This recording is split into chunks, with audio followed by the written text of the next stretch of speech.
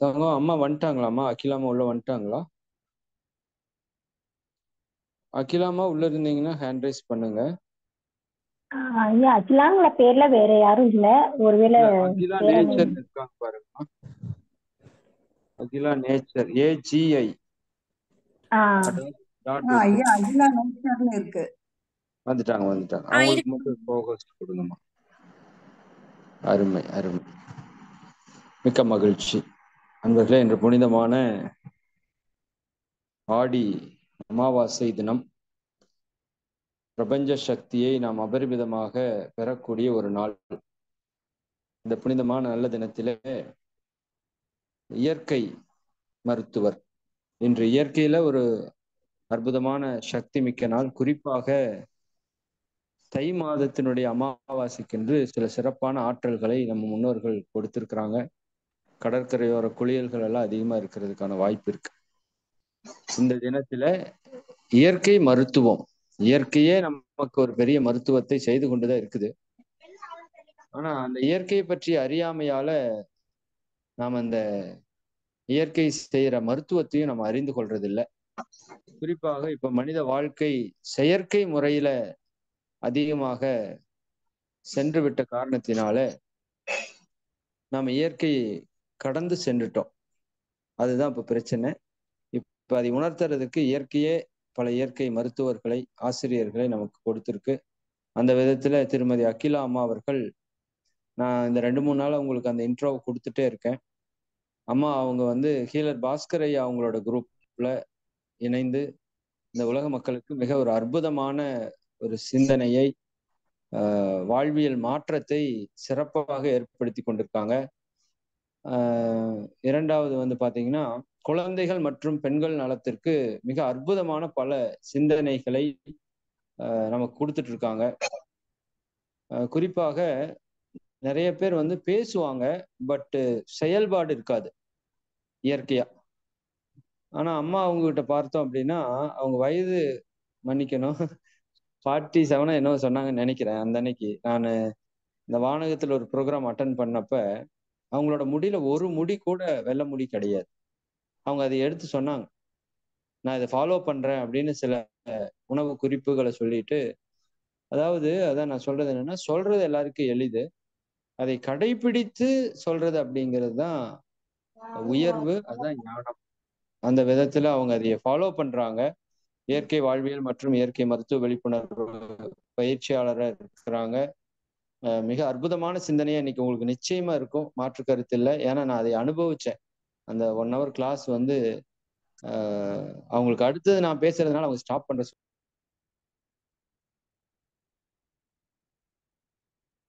இன்னும் கொஞ்ச நேரம் கேட்கலாம் அப்படிங்கிற அளவுக்கு இருந்த அற்புதமான உரை. நீங்க எல்லாருமே இன்னைக்கு அதை கேட்டு மகிழ போறீங்க. நிச்சயமா அம்மா உங்களை இறை சாதனை மார்க்கம் சார்பாக வாழ்க வளமுடன் என வாழ்த்தி வரவேற்பதில் பெருமகிழ்வு அடைகின்றோம். வாழ்க வளமுடன், வாழ்க வளமுடன். அனைவருக்கும் மாலை வணக்கம். எல்லோரும் எல்லா வளமும் பெற்று இன்பற்று வாழ எல்லாம் வல்ல இறைவனை பிரார்த்திப்போம். அனைவருக்கும் மாலை வணக்கம். இந்த வாய்ப்பை அளித்த ஐயா இறைமதன் ஐயா அவர்களுக்கு நான் நிறையவே நன்றி சொல்ல கடமைப்பட்டிருக்கேன். இந்த சமுதாயத்துல நான் ஒரு கருவியாக இருந்து என்னை வழிநடத்தி கொண்டிருக்கும் எல்லாம் வல்ல இறையாற்றலுக்கும் பேரன்பிற்கும் நன்றி சொல்லி இந்த வகுப்புல கலந்துட்டு இருக்கிற அனைவருக்கும் முதல்வருக்கு நான் வணக்கத்தை தெரிவிச்சுக்கிறேன். நம்ம இயற்கை வாழ்வியல் ரகசியங்களை தெரிஞ்சுக்கணும்னா நம்ம மிகப்பெரிய அறிவாளியா இருக்கணும், நிறைய PhD பண்ணிருக்கணும் அப்படிங்கிற அவசியமே இல்லை. சாதாரண ஒரு காமன் சென்ஸ் இருந்தா போதுமானது.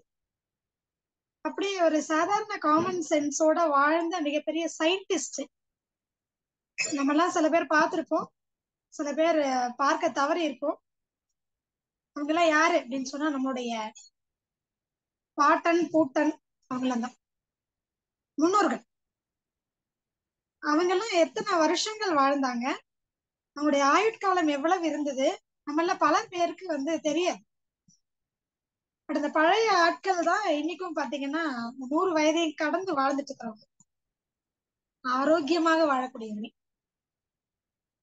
நம்ம முதல்ல முன்னோர்களை பத்தி மட்டும் எடுத்துப்போம். இயற்கை வாழ்வியல் ரகசியங்கள்ல முன்னோர்களை பத்தி மட்டும் எடுத்துப்போம். ஏன்னா கண்ணுக்கு நல்லாவே தெரிஞ்சவங்க. சில பேருக்கு தெரியலனாலும் கேள்விப்பட்டிருக்கோம். பழைய படங்கள் எல்லாம் பார்த்திருப்போம். இல்ல நம்முடைய அம்மா அப்பா தாத்தா பாட்டி எல்லாம் சொல்லியிருப்பாங்க, அப்பெல்லாம் நாங்க அப்படி இருந்தோம் அப்படின்னு சொல்லி. இன்றைக்கும் அவங்கள மாற்றவே முடியல. எவ்வளவு டெக்னாலஜி வந்தாலும் அந்த தாத்தா பாட்டிய அப்பா இப்படி கொஞ்சம் நீங்க பெட்ல படுத்துக்கோங்கன்னா படுத்துக்க மாட்டாங்க. அப்படியே துண்டை எடுப்பாங்க, தோல்ல ஒரு துண்டை போட்டிருப்பாங்க, கீழே ஒரு தட்டு தட்டி படுத்துருவாங்க. அது எங்க என்னெல்லாம் பார்க்க மாட்டாங்க. புரியுதுங்களா? அப்ப அவங்க எல்லாம் எவ்வளவு ஆண்டுகள் வாழ்ந்தாங்க, அவங்களுடைய ஆயுள் காலம் எவ்வளவு, அது வரைக்கும் அவங்களுடைய உடல் ஆரோக்கியம் எப்படி இருந்தது பார்த்திருக்கீங்களா? நம்ம தாத்தா பாட்டி எல்லாம் அப்பெல்லாம் கோல் ஊன்றி நடக்கிறவங்க யாரா இருப்பாங்கன்னு சொன்னா கண்டிப்பா ஒரு 90 வயதை கடந்தவங்க தான். எதுக்குன்னா சப்போர்ட்டுக்கு தான் கோல் ஊனி நடப்பாங்க. பார்த்திருக்கீங்களா நீங்க? சப்போர்ட்டுக்கு தான்.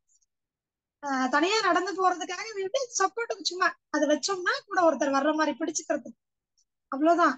முட்டியில ஆபரேஷன் எல்லாம் பண்ணிருக்க மாட்டாங்க, முட்டிக்கு தைலம் எல்லாம் போட்டிருக்க மாட்டாங்க, ஆர்த்தோபெடிக் சர்ஜனை போய் பார்த்துருக்க மாட்டாங்க, பிசியோதெரபி எல்லாம் போய் பண்ணிருக்கவே மாட்டாங்க. அப்போ அதெல்லாம் இல்லைங்கிறது வேற. ஏன்னா அப்போ அதுல ஏதோ ஒரு சூட்சம் இருக்குல்ல, ஏதோ ஒரு ரகசியம் இருக்குல்ல. கண்ணுக்கு கண்ணாடி போடல, அதுவும் 95 வயதை கடந்துதான் பாத்தீங்கன்னா கண்ணாடி போட்டிருப்பாங்க. அப்ப கூட என்ன பண்ணாங்க, கண்ணாடி அவங்க எதிர்பார்க்கல, கைதான் அவங்களுக்கு அப்படியே வச்சு அப்படி கண்ணை சுருக்கி அப்படி பார்ப்பாங்க. தோலெல்லாம் சுருங்கி அப்படி இருக்கக்கூடிய தாத்தா பாட்டிகள் என்ன பண்ணுவாங்க, அப்படிதான் பார்ப்பாங்க. பல்லெல்லாம் நீங்க என்ன கொடுத்தீங்கன்னாலும் என்ன பண்ணுவாங்க, இடிச்சியாவது சாப்பிட்டுருவாங்க. காலை நீட்டி போட்டு ஒரு கையில ஒரு கொட்டைப்பாக்கு இடிக்கிறதுக்குன்னே வச்சிருப்பாங்க. பித்தளையிலயோ எவர் சில்வர்லயோ இருக்கும், வச்சு அந்த சின்ன உலக்கைய வச்சு இடிச்சு பாக்கு கூட என்ன பண்ணுவாங்க, இடிச்சு இடிச்சியாவது சாப்பிட்டுட்டு இருந்தாங்க. எப்போ 90 வயதே கடக்கணும் அதுக்கு. அது வரைக்கும் இருக்கிறவங்க எல்லாம் என்ன பண்ணிருப்பாங்க அப்படின்னா, தோல்ல ஒரு மம்முட்டியை தூக்கி போட்டுட்டு கடகடன்னு போவாங்க. ஒரு 4 ஏக்கர் அதிகபட்சம் ஒரு 2 மணி நேரத்துக்குள்ள தண்ணியை பிரிச்சு பாத்தி அமைச்சு அடுத்த ஒரு விளைச்சலுக்கு என்ன தயார் பண்ணுமோ பண்ணிருப்பாங்க. இல்லைன்னா மாட்டு வண்டிய பல கிலோமீட்டர் ஓட்டிட்டு போய் அரிசி மூட்டையை இறக்கி வியாபாரம் பண்ணிட்டு அடுத்தது ரிட்டர்ன் வந்துட்டு இருப்பாங்க.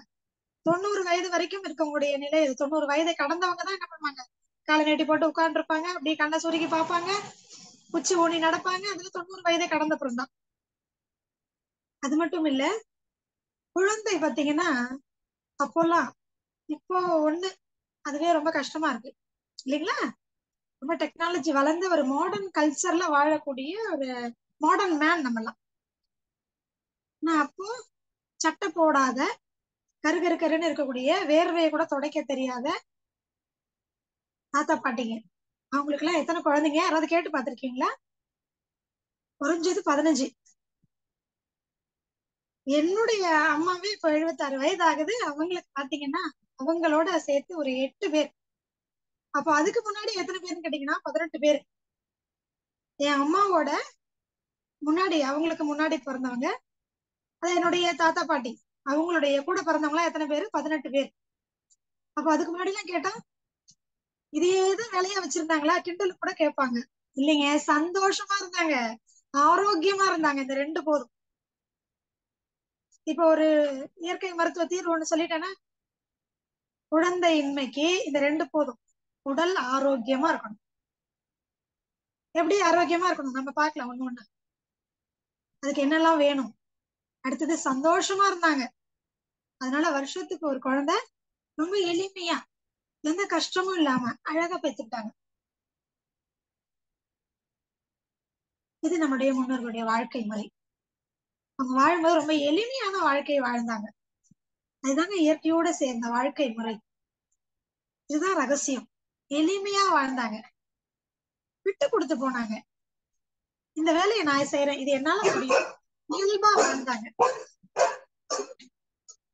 இயல்பா வாழ்ந்தாங்க. தன்னால முடியாத எதையும் வேண்டாத எதையும் சேர்த்து வச்சுக்கவும் இல்லை, முயற்சி பண்ணவும் இல்லை. தன்னையும் சிரமப்படுத்தி வீட்டுல இருக்கணும் கஷ்டப்படுத்தி அந்த வேலையெல்லாம் எதுவுமே பண்ணல. இயல்பா தன்னால என்ன முடியுமோ அதை நிம்மதியா பண்ணிட்டு சந்தோஷமா நிம்மதியா தூங்கினாங்க. உழைக்கிறது, சாப்பிடுறது, தண்ணி குடிக்கிறது, உறக்கம், வீட்டுல நம்ம சுத்தி இருக்கிறவங்க எல்லாம் சந்தோஷமா வச்சுக்கணும், மன நிறைவு, சுத்தமான காற்று சுவாசிச்சாங்க. இவ்வளவுதானே. இதான இயற்கை வாழ்வியல் முறை. இதுக்கு மேல எதையுமே அவங்க எதிர்பார்க்கவும் இல்லை, முயற்சி பண்ணவும் இல்லை. நம்ம என்ன பண்றோம்? இதற்கு மாறான விஷயங்கள் தான் நம்ம பண்ணிட்டு இருக்கோம். நம்ம சாப்பிடுறோமா? எல்லாரும் கொஞ்சம் சிந்திச்சு பாருங்க. நம்ம சாப்பிடுறோமா? என்ன சாப்பிடுறோம், எப்படி அதெல்லாம் அப்புறம் சாப்பிடுறோமா? நம்ம கொஞ்சம் சிந்திக்கணும். சாப்பிடும்போது டிவி பாக்குறோம், அப்ப சாப்பிடுறோமா? டிவி பார்த்துட்டே சாப்பிடுற நீங்க ஒரு விஷயம் சொல்லணும். சாப்பிடுறீங்களா இல்ல டிவி பாக்குறீங்களா? ஏதாவது ஒண்ணுதானே பண்ண முடியும். இது ஒண்ணு. ரெண்டாவது, மொபைல் போன் பாக்குறவங்க சாப்பிடுறீங்களா, மொபைல் போன் பாக்குறீங்களா? அப்புறம் பேசிட்டே சாப்பிடுறவங்க, திட்டிட்டே சாப்பிடுறவங்க, சாப்பிடுறீங்களா, திட்டுறீங்களா? சாப்பிடுறீங்களா, பேசுறீங்களா?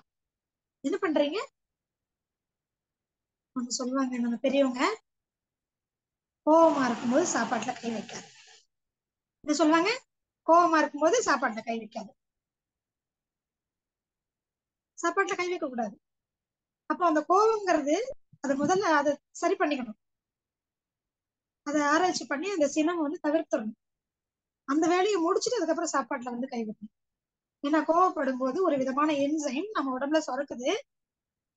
அதை தணிக்கிறதுக்கான வேலையை பண்ணாம சாப்பாடு சரிக்கி வைக்கிறதுக்கு என்சைமையும் தூண்டி விடாம ரெண்டு கிட்டானா போய் சாப்பிடும் போது அது என்னவாயிடும்? விஷத்தன்மையாயிடும். அப்போ என்ன ஆகும்? இன்டைஜஷன் ஆகும், ஃபுட் பாய்சன் ஆகும், உடனே வாந்தி வரும். நான் நல்லா தாங்க சாப்பிட்டேன், எனக்கு வாமிட் வந்துச்சு. வாந்தியா எடுத்துட்டு இருக்காங்க. நீங்க சாப்பிட்ட சாப்பாட்டுல பிரச்சனை இல்லைங்க, சாப்பிட்ட நேரம் தான் தவறு. எப்படி எந்த மனநிலையில சாப்பிட்டீங்கிறது தான் முக்கியம். புரியுதுங்களா? அப்பெல்லாம் என்ன பண்ணுவாங்க அப்படின்னா, முதல்ல வீட்டுக்கு வந்த உடனே, இப்பவும் பண்றாங்க பல இடங்கள்ல, தெரியாம விட்டுடுறாங்க. இப்பவும் வீட்டுக்கு வந்தா என்ன பண்ணாங்கன்னா முதல்ல தண்ணி கொடுப்பாங்க. வீட்டுக்கு வந்த உடனே அவங்க உறவுக்காரவங்களோ தெரிஞ்சவங்க தெரியாதவங்களோ முதல்ல என்ன பண்ணுவாங்க? தண்ணி கொடுப்பாங்க. தண்ணி எதுக்காக கொடுப்பாங்க? வீட்டுல பெரியவங்க இருந்தா சொல்லுவாங்க, இன்னைக்கு நிறைய பேருக்கு தெரியறது இல்ல. காரணம், பெரியவங்களை நம்ம வெளியில வேற இடத்துக்கு அனுப்பிச்சிட்டோம். அதனால அப்ப பெரியவங்க இருக்கிற வீட்டுல கட்டாயமா சொல்லுவாங்க, இது ஒரு நம்மளுடைய கலாச்சாரம் பாரம்பரியம், அதெல்லாம் சும்மா தூக்கி வைங்க.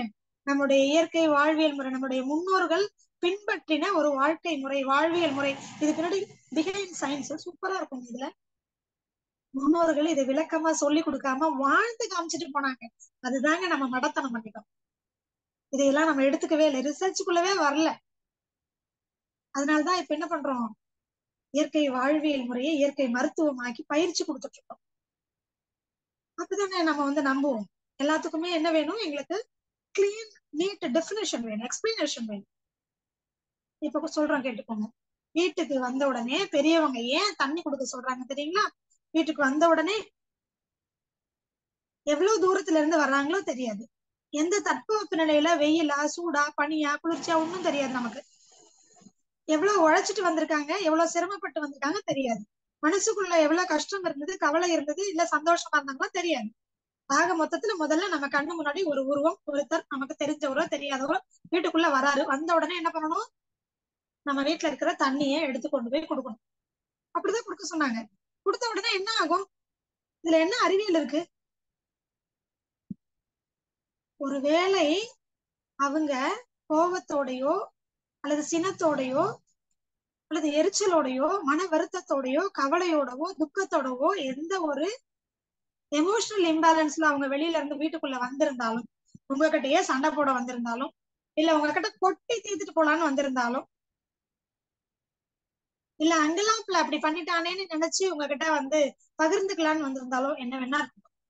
இல்ல நல்லா உழைச்சிட்டு எங்க வீட்டுக்குள்ள போய் கொஞ்ச நேரம் உட்காரலான்னு வந்தாங்களோ என்னமோ ஒண்ணு. இந்த தண்ணியை கொடுத்த உடனே என்ன தெரியுங்களாகும்? அந்த தண்ணியில இருக்கக்கூடிய அனைத்து தாது உப்புக்களும் முதல்ல உயிர் சக்தி என்ன பண்ணும்? பிராண சக்தி இருக்கிறது என்ன பண்ணும்னா, முதல்ல அந்த மனுஷனுடைய அந்த நபரனுடைய உடம்புல இருக்கக்கூடிய சூட்டை முதல்ல தணிக்கும். தண்ணியினுடைய முதல் வேலை அதானே, தண்ணி அதானே சூட்டை என்ன பண்ணும்? தணிக்கும். அதுல இருக்கக்கூடிய தாது உப்புக்கள் என்ன பண்ணும் முதல்லனா, அட்ரினலின் அப்படின்னு சொல்லக்கூடிய நம்மளுடைய பயத்தை ஏற்படுத்தக்கூடிய, பயத்தினால் பாதிக்கப்படக்கூடிய ஒரு உறுப்பை தைரியப்படுத்தும். மனோதைரியத்தை கொடுக்கக்கூடியது எது அப்படின்னு சொன்னா, சிறுநீரகம் உங்களுக்கு நல்ல ஒரு ஆரோக்கியமா இருந்ததுன்னா, அட்ரினல் சரியா சுரந்ததுன்னா என்ன பண்ணும்? மனோதைரியம் சரியா கிடைக்கும். அதே அட்ரினலில் அளவுக்கு அதிகமா சுரந்தது இல்ல குறைவாயிடுச்சு அப்படின்னா ரெண்டுமே என்ன பண்ணும்?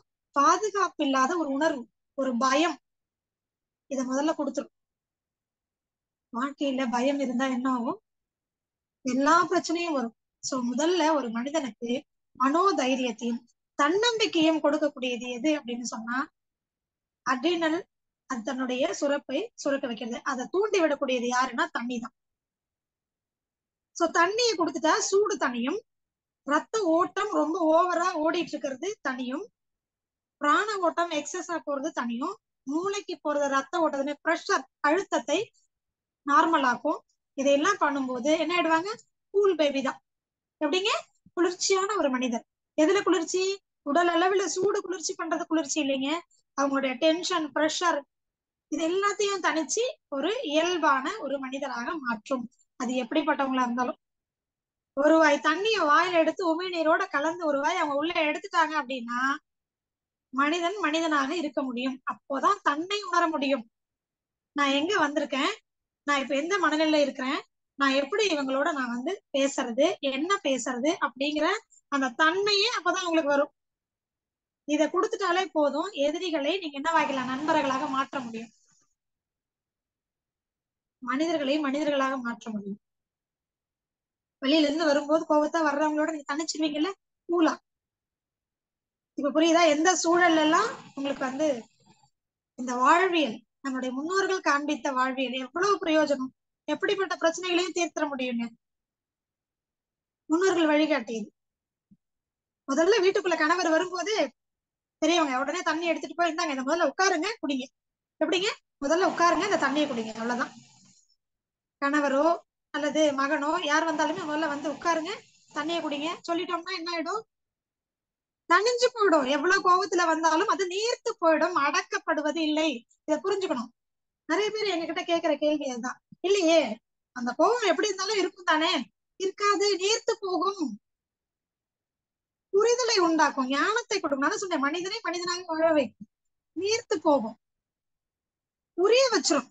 இது அவசியம் இல்லையே, இப்படி கேட்கணுமா அப்படின்னு ஒரு செகண்ட் ஒப்பீனியனுக்கு போக சொல்லும். எடுத்த உடனே வார்த்தைகளை உணர்ச்சி வசப்பட்டு வார்த்தைகளை கொட்ட வைக்காது. அந்த காலத்துல இப்படிதாங்க பிரச்சனைகளை கையாண்டாங்க.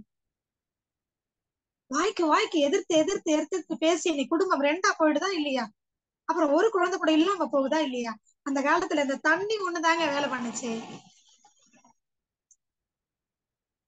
எப்படிப்பட்ட கணவரையும் ஒரு பெண்ணால் சரியான வழிக்கு கொண்டு வந்துட முடியும்னு ஒரு பொண்ணு நினைச்சா நடத்த முடியாததா, சரி பண்ண முடியாததா, சமாளிக்க முடியாததா? எப்படி சொன்னாங்க அவ்வளவு மணித்தரமா? நம்மளுடைய முன்னோர்கள் எதை வச்சு சொன்னாங்க? இதை வச்சுதான் சொன்னாங்க. எப்படிப்பட்ட முரடனா இருக்கட்டும், நாட்டுக்கே ராஜாவாகட்டும், வீட்டுக்குள்ள வந்தா யாரு? மனைவிதான் அங்க எல்லாமே. வீட்டுக்குள்ள வந்த உடனே இந்த மனைவி எப்படி நடந்துப்பாங்க? பாட்டி எல்லாம் பாருங்க, இப்பவும் தாத்தா எவ்வளவு கத்திட்டு வெளில வந்தாலும், எவ்வளவு பெரிய ஜாம்பவானா இருந்தாலும் வீட்டுக்குள்ள வந்தோடனே பாட்டி கிட்ட வந்து கொஞ்சம் ஏதாவது சாப்பிடுறது கூட அவ்வளவுதான். உடனே அப்படியே தளைஞ்சு போயிடும் குரல். எவ்வளவு வீர நடை நடந்து எவ்வளவு காட்டமா பேசிட்டு எவ்வளவு சண்டை போட்டு பஞ்சாயத்து எல்லாம் பண்ணிட்டு வந்தாலும் வீட்டுக்குள்ள தாத்தா வந்த உடனே, தாத்தாவா இது? பாத்துருக்கோமா? நாங்களாம் பாத்துருக்கோம், ரசிச்சிருக்கோம். அதுக்கு பேரு அப்பெல்லாம் என்ன சொல்றாங்க தெரியுங்களா? பொண்டாட்டி தாசன். காரணம் என்ன தெரியுங்களா? அப்படி பெண்ணுக்கு அந்த நுணுக்கம் தெரிந்தது. இது ஒரு முக்கியமான ரகசியம்.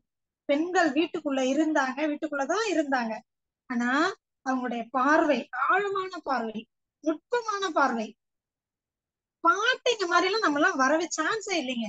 இது வெஸ்டர்ன் கலாச்சாரம். இன்னைக்கு மாடர்ன் விமன் என்ன வேணா படிக்கட்டும், நிலாவுக்கே போயிட்டு வரட்டும், பாட்டிங்க வரல முடியாது. அவ்வளவு நுட்பமான அறிவு, அவ்வளவு ஆழமான அறிவு. சாப்பாடு பரிமாறும் போது பார்க்கணும். வீட்டுக்கு வந்த உடனே உட்கார வச்சு தண்ணி குடிச்சிட்டாங்களா, அவ்வளவுதான். என்ன கோவம், டென்ஷன் எல்லாம் அந்த செருப்பு கழட்டி போடும்போது அந்த பிரச்சனை எல்லாம் விட்டுட்டு வந்தாரோ இல்லையோ, பாட்டியை பார்த்தோன்னே அம்சம் அத்தனையும் அடங்கிது. வந்த உடனே என்ன பண்ணுவாரு? தண்ணியை குடிப்பாரு, அவ்வளவுதான். பாட்டி கையால ஒரு வாய் தண்ணியை வாங்கி குடிப்பாரு. அது தண்ணி வேலை பண்ணிடும், பாத்துரும். அவ்வளவுதான், அவ்வளவுதான் சீக்கிரட். அடுத்தது சாப்பாடு பரிமாறுவாங்க. பார்த்து பார்த்து பக்கத்திலேயே உட்கார்ந்து வாழை இலையை போட்டு இதுல ஒவ்வொன்றுலயும் இருக்குங்க சீக்கிரட்டு.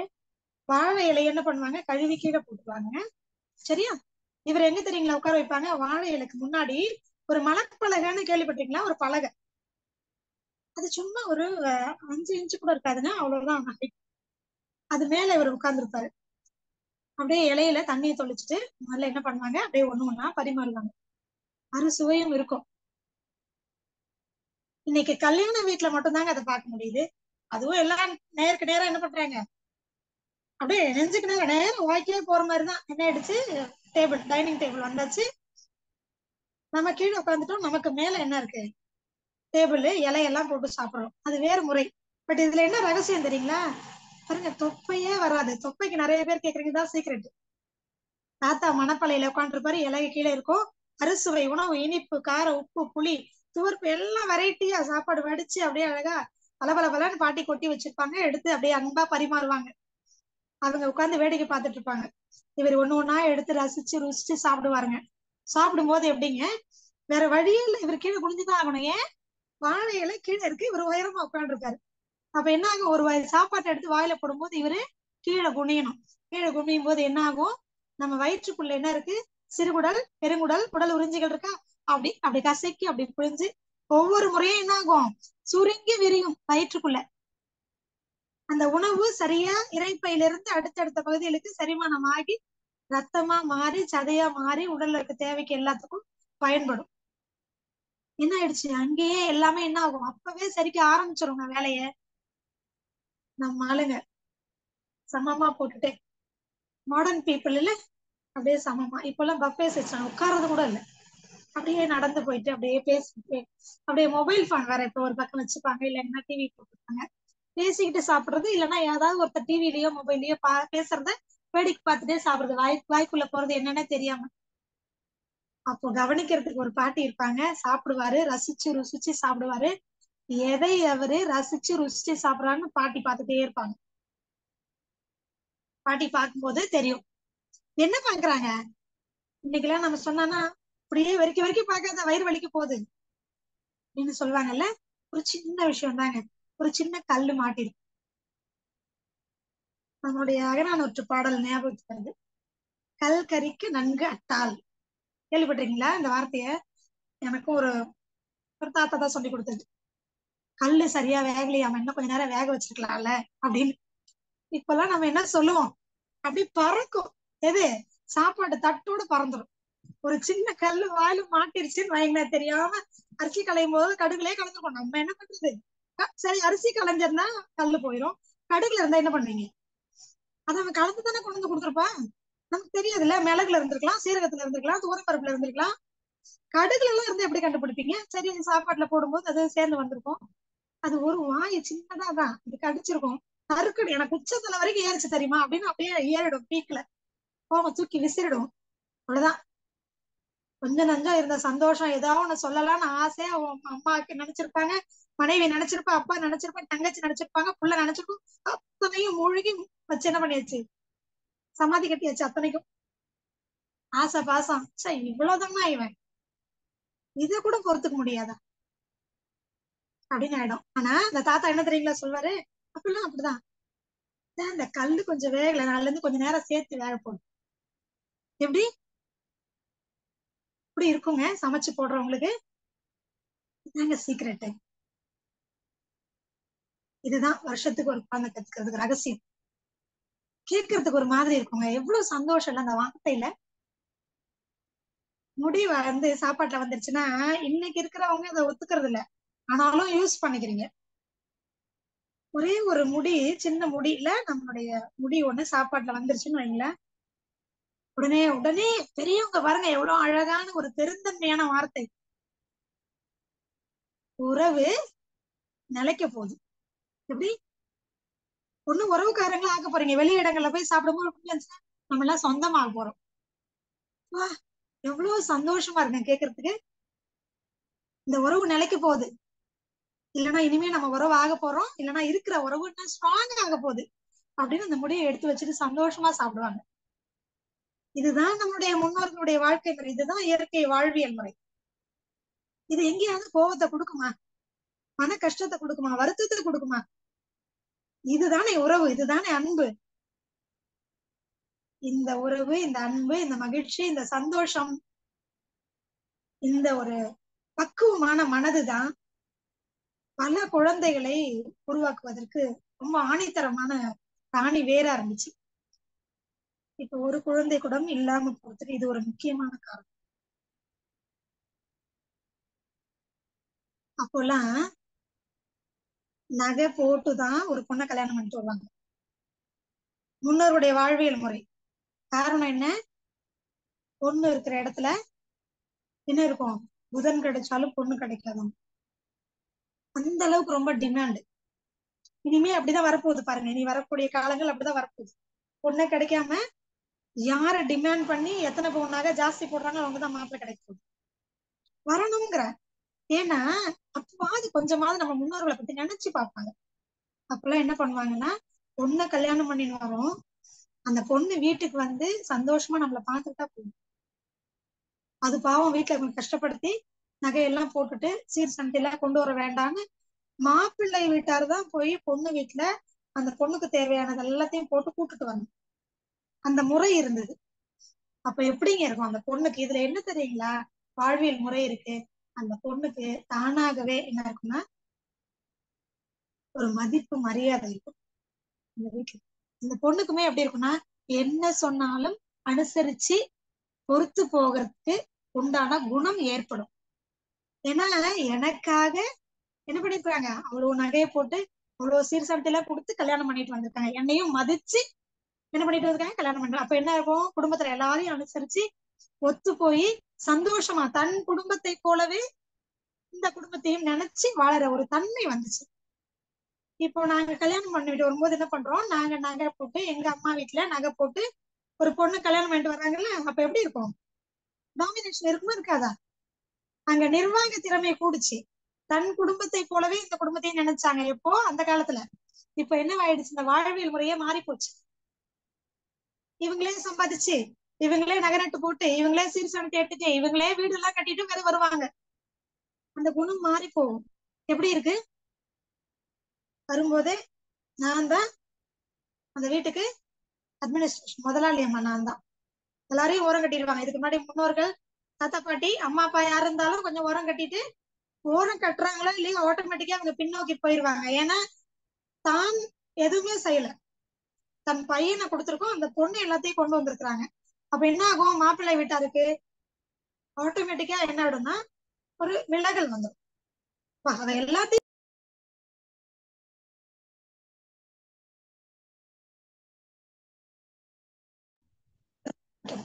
அப்ப என்ன ஆகும்? ஆட்டோமேட்டிக்கா அவங்களுக்கு கொஞ்சம் விலகல் தானாவே, எல்லார் வீட்லயும் தானாவே இப்ப நம்மளால நம்ம பையன் வாழ்க்கையில பிரச்சனை வரக்கூடாதுன்னு விலகி போற பெற்றோர்கள் இன்னைக்கு நிறைய பேர் இருக்காங்க. விலகி போற பெற்றோர்கள் நிறைய பேர் இருக்காங்க. அது மட்டும் இல்ல, பையனை நீ ஒத்துப்போ, அனுசரிச்சுப்போ அப்படின்னு சொல்லக்கூடிய நிலை வந்துருச்சு.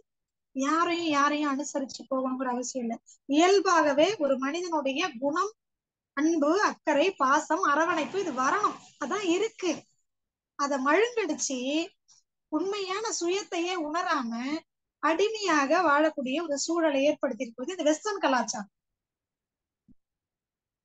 அன்றைய முன்னோருடைய வாழ்க்கை அப்படி இல்லை. எல்லாரையும் சரிசமமா நினைச்சாங்க, சரிசமமா நினைச்சாங்க. நிர்வாகத்திறன் பெண்கிட்ட இருந்து, குடும்ப நிர்வாகம் பெண்ணுகிட்ட இருந்தது. வெளியில போறது, சம்பாதிக்கிறது, வெளிப்புழக்கம் இதெல்லாம் தான் என்னவா இருந்தாலும் சரி, வீட்டுக்குள்ள வரும்போது அம்மா தான் தலைவி. அதை சொல்றதுதான் எல்லாரும் கேட்பாங்க. அப்படிதான் நடந்தது. ஒரு தாய் தான் குடும்ப நிர்வாகி, என்ன சொன்னாலும் எல்லாரும் அதை வந்து பொறுத்திருப்பாங்க. ஏன்னு சொன்னா அந்த அளவுக்கு புத்தி கூர்மை இருந்தது.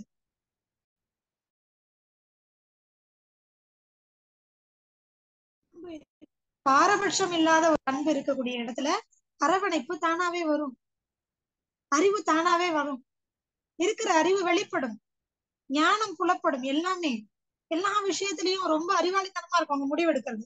குடும்பத்துல ஒரு குழப்பமான சூழ்நிலை இருக்குதுன்னு சொன்னா ரொம்ப அழகா அவங்க தெளிவா யாருக்குமே வலிக்காம, கூட்டு குடும்பம் இருக்கும்போது கூட எவ்வளவு அழகா அதை வந்து கையாண்டாங்க. இன்றைக்கு அப்படி இருக்குதா? ஒத்து போய் அனுசரிச்சு போய் நீ இதை பண்ணு. ஒரே வீட்டுல ரெண்டு அண்ணன் தம்பிங்களோட வைஃப் இருந்தா கூட என்ன பண்ணாங்க, நீ இதை செய் நான் இதை செய்யறேன். போட்டி இல்ல, பொறாமை இல்ல. ஏன்னா எல்லாரையும் என்ன பண்ணிருக்காங்க, வீட்டுக்கு வரும்போது நகநட்டு எல்லாம் போட்டு சிறுசம்தியோட இவங்கதான் போய் கூப்பிட்டு வந்திருக்காங்க. அப்ப யாருமே என்ன ஏற்றத்தாழ்வுலாம் இல்ல. நீ 100 பவுன் போட்டு வந்த, அதனால நீ சேர் கடையில உட்காந்து வேலை பண்ணலானோ, நீ 50 பவுன் தான் போட்டிருக்க அதனால அடுக்கலையில போய் வேலை செய்யணும்னு கிடையாது. அப்போ இது எல்லாத்தையும் சரியா யார் நிர்வாகம் பண்ணது? குடும்ப தலைவி. அறிவார்த்து அவங்க சிந்திச்சாங்க, ஆழமா சிந்திச்சாங்க. தாத்தா பாட்டி அன்னைக்கு ரொம்ப பாசமா தன்னுடைய பிள்ளைகளையும் பேரங்களையும், இன்னைக்கும் பாத்தீங்கன்னா தாத்தா பாட்டியோட பாசத்துக்கு அளவே இருக்காது. வித்தியாசமே பார்க்க மாட்டாங்க. இது இது பையனோட குழந்தை, இது பொண்ணோட குழந்தை, வித்தியாசமே. ஆனா இன்னைக்கு நம்ம பாக்குறோமே. இதற்கு எல்லாமே காரணம் என்னன்னா நம்முடைய பார்வைதான் மாறி போச்சு. பாட்டி தாத்தா சாப்பிடும் போது பாட்டி பாக்குறாங்களே, அது வயிற்று வலிக்கிறதுக்காக இல்ல. தாத்தா எதை ரசிச்சு ருசிச்சு சாப்பிடுறாருன்னு பார்த்துட்டு அவருக்கு என்ன வேணும் அப்படிங்கிறத பார்த்து அடுத்த நாள் செஞ்சு கொடுக்கறது இல்ல. அவர் எதை விரும்பி சாப்பிடுறாரோ அப்போ அதுக்கு ரிலேட்டடா ஒரு தொந்தரவு ஏதோ வயித்துல இருக்குன்னு புரிஞ்சுப்பாங்க. இதை இயற்கை மருத்துவங்கிற பெயர்ல 5.5 வருடங்கள் படிச்சுட்டு வர்றாங்க, அவங்களுக்கே புரியறது இல்லைங்க. ஆனா பாட்டி திருமணமான 10 நாள்ல படிச்சிருவாங்க. அவருடைய அசைவுகளை படிச்சிருவாங்க. அவர் எதை ரசிச்சு சாப்பிடுறாரு, இன்னும் கொஞ்சம் எதை கூட்டி சாப்பிடுறாரு, உப்பு சேர்த்துக்கிறாரா, அப்ப இனிமே கொஞ்சம் தண்ணி ஜாஸ்தியா குடிக்க வைக்கணும். எங்கேயாவது வெளில போனா என்னங்க தண்ணி குடிச்சிட்டு போங்க. எப்படி வெளில தண்ணி கிடைக்காதுன்னு அர்த்தம் கிடையாது. இந்தாங்க ஒருவேளை தண்ணி குடிச்சிட்டு போங்க அப்படின்னு என்ன பண்ணுவாங்க, அவர் தினமும் சாப்பிடறத பார்த்துட்டே இருப்பாங்க. உப்பு என்னைக்கு அவரு கூடுதலா சேர்த்து சாப்பிடறத நிறுத்துறாரோ அன்னைக்கு வரைக்கும். இதெல்லாம் கவனிச்சு பாருங்க புரியும், கேட்டு பாருங்க புரியும். நான் அனுபவிச்சிருக்கேன். இதெல்லாம் நாங்களா கொடுத்து வச்சிருக்கோங்க. தாத்தா பாட்டி எல்லாம் அப்படி வாழ்ந்து நாங்க பார்த்திருக்கோம். தண்ணி குடிச்சிட்டு போங்க அப்படின்னு சொல்லுவாங்க. எங்க அப்பா வெளியில போனா கூட தண்ணி குடிச்சிட்டு போங்க. உடனே எங்க அம்மாட்ட சொல்லுவாங்க பையன் உப்பு ஜாஸ்தி சாப்பிடுற அப்படி. அப்பப்போ நீதான் ஞாபகப்படுத்தணும். வெளியில போவாங்க வருவாங்க 1000 காரியமா பண்ணுவாங்க, உங்களுக்கு ஞாபகம் இருக்காது. நீதான் என்ன பண்ணணும், தண்ணிய கொடுத்து குடிங்கன்னு சொல்லி அப்பப்போ சத்தம் போட்டாலும் கோவிச்சுக்கிட்டாலும் பரவாயில்ல, உனக்கு வாங்கலை நிலைக்கணுமா வேண்டாமா, உன் பிள்ளைகளுக்கு அப்பம் வேணுமா வேணாமா, இதான் சொல்லுவாங்க. இப்படிதான் சொன்னாங்க. இப்ப சொல்லி பாருங்களேன், ஏன் அவர் வாய்க்கு அவர் குடிச்சுக்க மாட்டாரா, அவர் வயிற்றுக்கு அவர் குடிச்சுக்க மாட்டாரா, ரொம்ப ஈஸியா சொல்லிடுவீங்க. அங்க வாழ்வியல் முறை எப்படி இருந்தது, இங்க வாழ்வியல் முறை எப்படி இருக்கு, மாத்திக்கணும் நம்ம தான். அவங்க அப்படிதான், அவங்களுக்கு இங்க இருந்து வேலை செய்யறவங்க. அப்ப அவங்களுக்கு நம்ம என்ன பண்ணணும், இங்க இருந்து என்ன பண்ணணும், காரியங்களை எடுத்து சொல்லி புரிய வைக்கணும். இத புரிஞ்சுக்கிட்டவங்க தாங்க நம்ம தாத்தா பாட்டி, நம்மளுடைய முன்னோர்கள். யாருக்கு என்ன வரும், யாருக்கு என்ன வராது, யாரால என்ன செய்ய முடியும் என்ன செய்ய முடியாது, அழகா முன்னோர்கள் அழகா பிரிச்சு வச்சிருந்தாங்க. ஆண்களால இதைத்தான் செய்ய முடியும், இவ்வளவுதான் அவங்களுக்கு கெப்பாசிட்டி, அவங்களுடைய தன்மை இதுதான், அழகா புரிஞ்சு வச்சிருந்தாங்க. இதை யாரும் சொல்லி கொடுக்க வேண்டாம். பெண்களுக்கு இந்த திறமை இருக்கு, இது அவங்களால முடியும். இது எல்லாத்தையும் ரொம்ப அழகா என்ன பண்ணி வச்சிருந்தாங்கன்னா புரிஞ்சு வச்சிருந்தாங்க பாட்டிங்க எல்லாம்.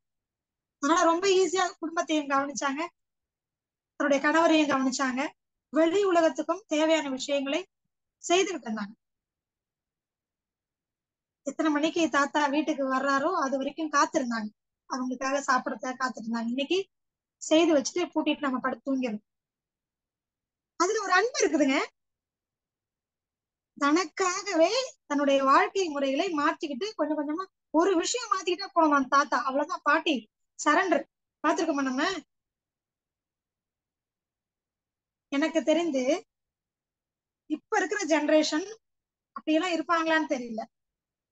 நான் கடந்த ஜெனரேஷன் வரைக்கும் நான் பாத்துட்டு இருக்கிறேன். நானு இப்பவும் ஒரு 60 வயது 70 வயதை கடந்த பெரியோர்களை எல்லாம் நம்ம அந்த சங்கங்கள்ல போய் நம்ம மீட் பண்ணும்போது பாக்குறோம். கணவன் உடலை உதிர்த்திருப்பார், அதாவது நம்ம சொல்லுவோம் இல்லைங்களா, உயிர் பிரிந்திருக்கும். உடனே அந்த மனைவி கேட்டுட்டே உட்கார்ந்துருப்பாங்க, எல்லாரும் உட்கார்ந்து அழுதுட்டு இருப்பாங்க. கொஞ்ச நேரத்துக்குள்ள தட்டி பண்ணா இந்த அம்மாவோட உயிர் பிரிஞ்சு. இதுதாங்க வாழ்க்கை. இதுக்காக இப்படி வாழணும்னு நான் சொல்லல. அந்த அளவுக்கு ஒருவர் புரிந்து கொண்டு அந்யோன்யமாக வாழ்ந்து அன்பு, பாரபட்சம் இல்லாத அன்பு செலுத்தினவங்க, முழுமையான வாழ்க்கையை வாழ்ந்தவங்க. இப்பெல்லாம் அப்படி இல்லை. மல்லிகைப்பூ வாங்கிட்டு வரலன்னா ஒரு சினிமா கூப்பிட்டு போகலன்னா, ரொம்ப வேண்டாம் எல்லாருக்கும் தெரிஞ்சது, ஒரு குழந்தை இல்லைன்னு ஐவிஐ பண்றதுக்கு ஹாஸ்பிட்டலுக்கு போகலன்னா டைவர்ஸ் தான். இன்னைக்கு இருக்கிற ட்ரெண்டை சொல்றேன் நான். இவர் கூப்பிட்ட உடனே என்ன பண்ணிடணும், நாங்க எங்க போயிடணும், அவர் எந்த ஹாஸ்பிட்டல் கருத்தரித்தல் மையத்தை கூப்பிடுறாரோ அங்க போய் நாங்க என்ன பண்ணிக்கணும், கருத்தரித்தல் மையத்துல போய் அவங்க என்ன சொல்றாங்களோ அதெல்லாம் கேட்டுட்டு நாங்க அம்மாவாயிரணும். அப்படி இருந்தாதான் அந்த பெண்ணை என்ன பண்ணுவாங்க, வாழ விடுவாங்க. இல்லைன்னா உடனே டைவர்ஸ் கொடுத்து நீ வேண்டாம், யாரு செயற்கை கருத்தரித்தலுக்கு யாரு சம்மதிக்கிறாங்களோ அவங்கள நாங்க திருமணம் பண்ணிக்கிறோம், உடனே டைவர்ஸ் தான். அப்பெல்லாம் அப்படி இல்லைங்க. எனக்கு நீ குழந்தை, உனக்கு நான் குழந்தைன்னு வாழ்ந்த எத்தனை முன்னோர்களை நீங்க பார்த்திருக்கிறீங்க, எத்தனை முன்னோர்களை பார்த்திருக்கிறீங்க. அன்பு தாங்க. அந்த அன்பை கொடுத்தது தெரியுமா, இந்த இயற்கை தான். என்ன இயற்கை, அவ்வளவுதான். இதான் பாயிண்ட். இயற்கை என்ன கொடுக்குது, அன்பை கொடுக்குது, அரவணைப்பை கொடுக்குது, அனுசரிப்பு கொடுக்குது, புரிதலை கொடுக்குது, ஞானத்தை கொடுக்குது. எப்படி கொடுக்கும், வாழ்க்கை முறை. காலையில சூரியன் உதிக்கிறதுக்கு முன்னாடி எழுந்திருப்பாங்க. எத்தனை மணிக்கு, சூரியன் உதிக்கிறதுக்கு முன்னாடி. கோழி கூவும் போது இவங்க எந்திரிச்சு உட்காந்துருப்பாங்க. கோழி கூவிருச்சு எந்திரிப்பாங்க. நம்ம எத்தனை மணிக்கு எழுந்துக்கிறோம், சூரியன் உச்சி சுல்லுன்னு கண்ணுல சூரிய ஒளி பட்டதுக்கு அப்புறமா ஓ விடிஞ்சிருச்சா அப்படியே எழுந்து பார்த்துட்டு இந்த பக்கம் திரும்பி பொத்திட்டு படுது, 10 விடிஞ்சிருக்கு, அப்படிதானே. அடுத்தது காலையில எந்திரிச்ச உடனே சூரியன் உதிக்கிறதுக்குள்ள என்ன போயிருக்கோம், காலை கடன் கழிச்சுக்கோங்க. டாய்லெட் பாத்ரூம்னா கிடையாது. நம்மளுடைய பாஸ்ட் லைஃப், முன்னோர்களுடைய வாழ்க்கையில என்ன டாய்லெட் பாத்ரூம்னா கிடையாதுங்க. சிறுநீர் கழிக்கணும்னாலும் மலம் கழிக்கணும்னாலும் எத்தனை மணிக்கு எழுந்துக்கணும், ஊரை முழிக்கிறதுக்குள்ள, சூரியன் வெளிச்சம் வர்றதுக்குள்ள என்ன பண்ணணும், 4:30 மணிக்கெல்லாம் போய் எங்கேயா ஏறிக்கிற பக்கம் எங்கேயாவது ஒதுக்க போற பக்கம் போய் ஒதுங்கிருக்கணும். அப்பதான் மலம் கழிக்க முடியும். புரியுதுங்களா. இன்னைக்கு கலாச்சாரத்தினுடைய மாற்றங்கள், டெக்னாலஜி வளர்ந்துருச்சு, டாய்லெட் பாத்ரூம் எல்லாம் வந்தாச்சு. ஆனாலும் அடிப்படையில சில விஷயம், ஆனா எந்திரிக்கிறதாவது அந்த டைம்ல எழுந்திரிக்கலாம்ல. அன்னைக்கெல்லாம் அந்த மாதிரி வெளிச்சம் வர்றதுக்கு முன்னாடி போய் எந்திரிச்சு அவங்க மலம் கழிக்கிறதுக்கு போனதுனாலதான் என்னாச்சு, கொஞ்சம் தூரம் நடந்து போகணுங்க. அப்படியே எல்லாரும் பேசிட்டே போவாங்க. இருட்டுக்குள்ள எல்லாம் ஒருத்தர் குரலை கேட்டுட்டு பேசிட்டு போயிட்டே இருப்பாங்க. பக்கத்துல உட்காந்து மலம் கழிச்சா கூட என்ன தெரியாது, யாரு பக்கத்துல குரலை கேட்டுதான் கண்டுபிடிக்கும். அப்படிதான் இருக்கும். அப்ப கொஞ்சம் தூரம் நடந்து போனாங்க. திருப்பி வரும்போது பாத்தீங்கன்னா எல்லார் கையிலயும் ஒரு வேப்பங்குச்சி இருக்கும். அப்படியே பல்லு தேய்ச்சிட்டே வருவாங்க. வேலை முடிஞ்சா விடிஞ்சிருக்கும். அப்படியே தோட்டத்துல என்ன பண்ணுவாங்க, ஒரு மம்மடியை தூக்கி போட்டுவாங்க. இல்ல எந்த வேலை செய்யணுமோ அதுக்கான உபகரணத்தை எடுத்துப்பாங்க, வேலை செய்ய போயிடுவாங்க. காலையில தூங்கி எழுந்திருக்கிறது 4 மணிக்கு, மலம் கழிக்கிறது 4:30 மணிக்கு, 5 மணிக்கு பல் தேய்ச்சாங்க, 5:30க்கு பழைக்க போயிட்டாங்க. விழித்தல், கழிவு நீக்கம், உழைப்பு, இதுதானே அடிப்படை உடல் ஆரோக்கியத்துக்கு. காலையில நேரத்துல எழுந்திருக்கணும், அப்பதான் நல்ல பிராணசக்தி. அதான் சயின்ஸ் சொல்லுது, உங்க மாடர்ன் கலாச்சாரம் தானே சொல்லுது. நீங்க அதை பண்றீங்களா? எத்தனை மணிக்குள்ளீங்க உங்களுக்கு நல்ல பிராணசக்தி கிடைக்குது? சூரியன் உதிக்கிறதுக்கு முன்னாடி 3 மணில இருந்து 5 மணிக்குள்ள எந்திரிக்கிறீங்களா யாராவது? எந்திரிக்கணும். எழுந்தா என்ன ஆகும், நல்ல பிராணசக்தி கிடைச்சிருச்சா, நுரையீரல் நல்லா ஏங்கிடுச்சா, நல்ல பிராண ஓட்டம் கிடைச்சிருச்சா, ஆக்சிஜன் கிடைச்சிருச்சா. அடுத்தது என்ன, ஆக்சிஜன் உள்ள போனோடனே கழிவு வெளியில வரணுமா வேண்டாமா, எந்திரிச்ச உடனே சிறுநீர் மலம் கழிக்கணுமா வேண்டாமா, அன்னைக்கே கழிச்சாங்க இன்னைக்கு கழிக்கிறீங்களா? சரி, அடுத்தது என்ன ஆகணும், உடலுக்கு உழைப்பு கொடுக்கணுமா இல்லையா, உடலுக்கு கொஞ்சம் சூட்டை ஏற்படுத்தணுமா இல்லையா, கழிவுகளை வெளியேற்றணும், அது ஒரு விதமான கழிவு நீக்கமா இல்லையா, உடல் சுறுசுறுப்பு அடையணும், ரத்த ஓட்டம் சீராகணும் இல்லையா, கிடைச்ச பிராணசக்தி எல்லா செல்களுக்கும் போகணுமா இல்லையா, அப்பதானே உடல்ல இருக்கக்கூடிய கழிவுகள் வெளியேறும். அப்பதானே சாப்பிட்ட உடனே என்ன ஆகும், ஒவ்வொரு உறுப்புகளும் அழகா கிரகிக்கும், அது எல்லாமே தேவையான சத்துக்களா மாறி உடல் வளர்ச்சி, தேக ஆரோக்கியம் கூடுமா இல்லையா. அப்பதானே அடுத்தது பசிக்கும். இப்ப யாராவது பசிக்குதுன்னு சாப்பிடுறீங்களா? மலம் கழித்தால்தான், அதுக்கப்புறம் ஒரு குளியல் போட்டா தானே பசிக்கணும். அட்லீஸ்ட் மலம் கழிச்சதுக்கு அப்புறம் தானே பசிக்கணும். டைம் பார்த்து உங்களுக்கு பசிக்குதுன்னா நீங்க ஆரோக்கியமா இல்லைன்னு அர்த்தம். புரிஞ்சா? அதான் சொல்றேன், அன்னைக்கு கரெக்டா அது நேச்சுரலாவே அவங்களுக்கு அமைஞ்சிருச்சுங்க. இயற்கையோடு சேர்ந்த வாழ்க்கை, இயற்கை அவங்கள அரவணைச்சு கொண்டு போயிடுச்சு. நம்ம இயற்கைக்கு மாறா வாழறதுனால இயற்கை மருத்துவம் உங்களை அரவணைக்கிறதுக்கு வந்துட்டு இருக்குது. புரியுதுங்களா? அப்ப என்ன பண்ணணும், நம்ம காலையில எழுந்துக்கிறது அட்லீஸ்ட் சூரியன் உதிக்கிற வரைக்கும் போத்திட்டு படுக்காம கொஞ்சம் ஒரு 5:30 மணிக்காவது எந்திரிக்கலாம். எந்திரிச்ச உடனே டாய்லெட் போற மாதிரி முதல் நாள் இரவு உணவை சரி பண்ணிக்கணும். இல்ல ஏதாவது உடற்பயிற்சி பண்ணணும், உடல் உழைப்பு இருக்கணும், இருந்தா இருக்கிற கொஞ்சம் கொஞ்சம் கழிவுகள் வெளியேறும். அடுத்தது பசி உணர்வு வந்ததுக்கு அப்புறமா தான் சாப்பிடணும். பசி உணர்வு எப்ப வரும்? ஏற்கனவே நீங்க சாப்பிட்டு செரிச்சு அது சக்தியா மாறி உடம்புல ஃபுல்லா காலி ஆனதுக்கு அப்புறமா திருப்பி ஒரு உணர்வு ஏற்படுத்தும் உடம்பு. அதான் பசி. அது வரைக்கும் எனக்கு பசின்னா என்னன்னு தெரியாது. ஏன்னா நாங்க டைம் பார்த்து 8 மணிக்கு டைம் பார்த்து பசிச்சு நாங்க சாப்பிட்டு பழகிட்டோம். பசி இடத்துல சாப்பிடுற பழக்கம் இல்ல. பசி இருக்கும் அப்படின்னு நம்மளா ஒரு ஒரு எண்ணத்தை வச்சுட்டு நம்ம சாப்பிடுறோம். அப்ப அது செரிக்குமா? செரிக்காது. வேண்டாம். பசிங்கிற ஒரு உணர்வு வரும்னா எப்படி வரும்? உள்ள வந்து அதுக்கான செரிமான சுரப்பி சுரந்து ரெடியா இருக்கும். அப்ப என்ன ஆகும்? பசி அப்படிங்கிற உணர்வு உள்ளுக்குள்ள ஒரு கடமுடான்னு. இன்னைக்கும் நிறைய குழந்தைங்களுக்கு பசிக்குதுன்னு சொல்ல தெரியாது, என்னமோ பண்ணுது, அதாங்க பசி. அப்படி பண்ணணும். அது மட்டும் நீங்க பண்ணக்கூடாது, சரிங்களா? அந்த உணர்வு உள்ள வயித்துல பண்ணணும். அப்பதான் பசிக்குதுன்னு அர்த்தம். அப்புறம்தான் என்ன பண்ணணும்? சாப்பிடணும். சாப்பிடுற முறையெல்லாம் இருக்கு. எப்படி சாப்பிடணும், என்ன சாப்பிடணும், அது அடுத்த வகுப்புல பாக்கலாம். சாப்பிடுவீங்க. சாப்பாட்டுல கவனம், சாப்பாட்டுல மட்டும்தான் இருக்கணும். சாப்பிடும். அடுத்தது நீங்க ஏதாவது வேலைகள் செஞ்சீங்கன்னா தான் என்ன ஆகும்? உடல் வேலை செஞ்சு அதெல்லாம் சக்தியா மாத்தி அடுத்த பசி எடுக்கணும்னு நீங்க என்ன பண்ணணும்? கொஞ்சமாவது உங்களுக்கு தேவைகளை தீர்த்துக் கொள்வதற்கு சில வேலைகளை செய்யணும். படுத்து தூங்கிடக்கூடாது. இன்னைக்கு என்ன பண்றோம்? ராத்திரி எல்லாம் கண் முழிச்சு வேலை செய்யறோமா? காலைல எழுந்துக்கிறோம், இல்லாதெல்லாம் பண்ணிடுறோம், சாப்பிட்டுட்டு படுத்து தூங்கிடுறோம். அது என்ன பண்றோம்? இது இயற்கைக்கு மாறான வாழ்க்கை முறையா இல்லையா?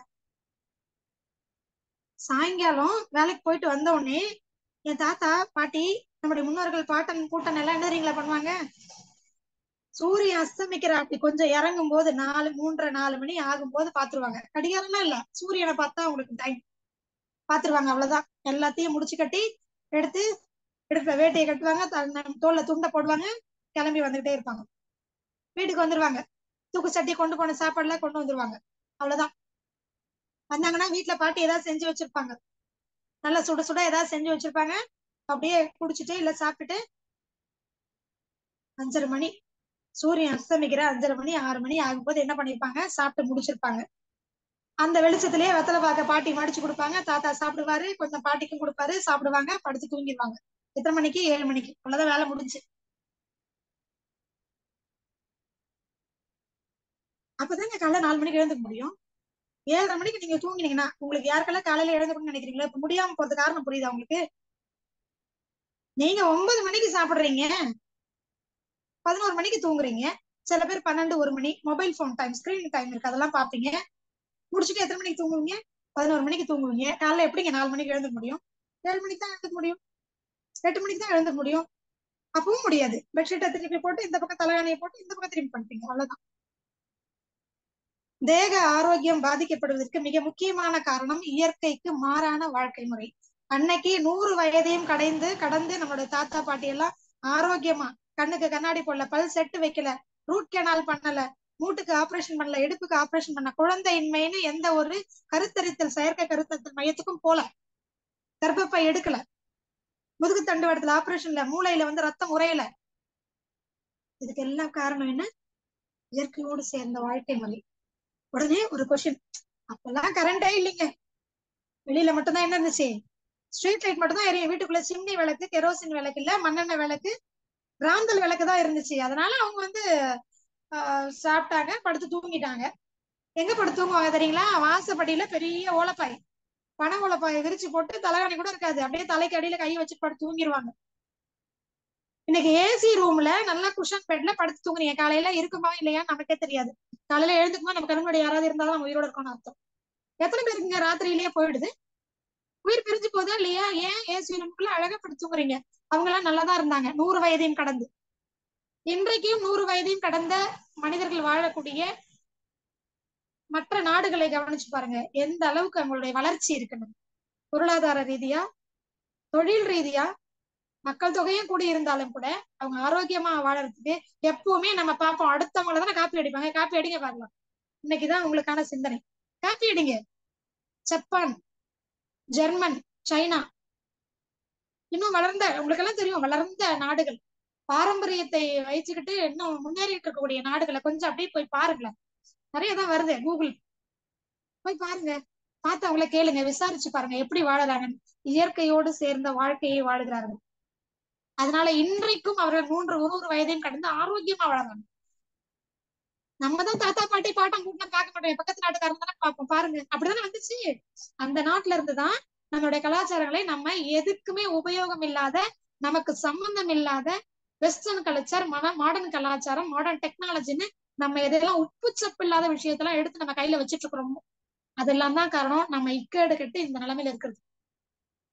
வருத்தப்படாதீங்க, இப்படி எல்லாம் பேசுறாங்களேன்னு ஆதங்கமா இருக்கு. ஏன் அப்படி மாறிட்டோம்? நம்ம கண்ணு முன்னாடி நடக்கிறவங்களை தெரியலையா நமக்கு? பாக்கணுமே கொஞ்சம். பாட்டிமா நீங்க என்ன சாப்பிடுவீங்க கேளுங்களா ஒரு வார்த்தை. பீஸா, பர்கரு, கட்லெட்டு சொல்லுவாங்களா? ஸ்விக்கில ஆர்டர் போட்டேன் காலையில, ஜொமேட்டோல மத்தியானம் ஆர்டர் போட்டேன், இன்னும் நைட்ல வேற ஏதோ சொல்லி நான் அப்படி போட்டேன். ரோட் சைட்ல பரோட்டா சாப்பிட்டேன் சொல்லுவாங்களா? அட ராகி தோசை, கம்மங்கூழு, களி சாப்பிட்டுருப்பேம்மா. தட்டைப்பயிர்ல போட்டு புளிய ஊத்தி குழம்பு வச்சு சாப்பிடுவோம். அப்புறம் என் கோயிலுக்கு போகும்போதெல்லாம் தேங்காயும் பழத்தையும் உடைச்சு அங்கேயே சாப்பிட்டு வீட்டு வந்து சேர்ந்து படுத்து தூங்கிடுவோம். இவ்வளவுதான் அன்புங்க. இயற்கை அப்படின்னா அன்பு, பாரபட்சம் இல்லாத அன்பு. இயற்கை நம்ம கொடுக்குது.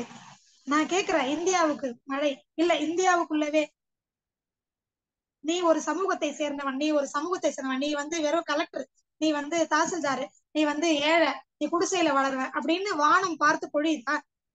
சூரியன் அப்படி பார்த்து உங்களுக்கு எல்லாம் வெயில், அவங்களுக்கு எல்லாம் வெயில் இல்லாம பாத்துக்கிட்டா நிழல் கொடுக்குதா? பாரபட்சமே பாக்குறது இல்லையங்க. அதானங்க இயற்கை. காத்து உங்க வீட்டுக்கு மட்டும் அதிகமாவது, பக்கத்து வீட்டு காத்தே போறது இல்லையா? ஆனா அதோட வாழக்கூடிய நம்ம மட்டும் அப்படி விலகி போயிட்டோமே, பாரபட்சம் பாக்குறோமே. இயற்கை பாரபட்சம் பார்க்காது, அன்பு நிறைந்தது. அப்படிதான் நம்மளும் மனிதன்கிறவன் அன்பு நிறைந்தவன், பாரபட்சம் பார்க்க கூடாது, தன்னுயிர் போல் எல்லா உயிர்களையும் நினைக்கணும். அப்ப அங்க வந்து வேற்றுமையை பார்க்கவே முடியாது. நீயா நானாங்கிற ஈகோ வரவே வராது. நம்ம நீயா நானான்னு ஈகோ பாத்துக்கோங்க பரவாயில்ல, முன்னோர்களுக்கும் நமக்கும் ஈகோ பார்க்க கூடாது. நம்ம தாத்தா, நம்ம பாட்டி, பாட்டன், கூட்டன் அவங்களை நினைங்க. இனிமே பழமையை நோக்கி போங்க, நம்மளுடைய முன்னோர்களுடைய வாழ்க்கையை எடுத்து படிங்க, தெரிஞ்சிடும் சீக்ரெட் என்னன்னு. அவ்வளவுதான், அவங்கதாங்க சீக்ரெட். ஏன் தெரியுங்களா அது சீக்ரெட்னு சொல்றோம்? பாவம் வாழ்ந்து காமிச்சிட்டு போனாங்க, ஆனா என்ன பண்ணல, வெளிப்படையா சொல்லல. அதனாலதான் இதை ரகசியம்னு சொல்றோம். இன்னைக்கு அதை எல்லாத்தையும் என்ன பண்றோம், ரிவீல் பண்றோம். அவ்வளவுதான், நமக்கு தெரியும். ஆனா இதுதான் சொல்றதுக்கு நமக்கு ஆணித்தரமா சொல்றதுக்கு இல்ல. நாங்கெல்லாம் வாழ்ந்துட்டு இருக்கிறோம், வாழ வச்சிட்டு இருக்கிறோம், அறிவுறுத்திட்டு இருக்கிறோம், விழிப்புணர்வை ஏற்படுத்திருக்கோம். பாருங்க எதுக்கெல்லாம் விழிப்புணர்வு. இயற்கை வாழ்வியல் முறைக்கு விழிப்புணர்வு வேணுமா? அதுவும் இந்த சமுதாயத்துக்கு அவசியமான சூழல் வந்துட்டதுனால இன்னைக்கு பல நோயாளிகளை ஒவ்வொருத்தரையும் நாங்க பார்க்கும் போதெல்லாம் அதுக்கு எல்லாம் அடிப்படை காரணம் இந்த இயற்கை வாழ்வியல்ல வந்த மாற்றம்.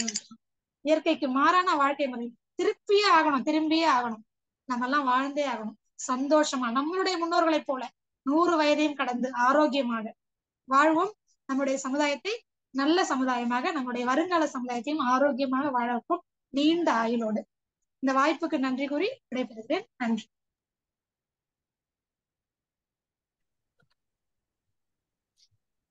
வாழ்க வையகம், வாழ்க வையகம், வாழ்க வளமுடன். மிக்க நன்றி. நன்றிங்கம்மா.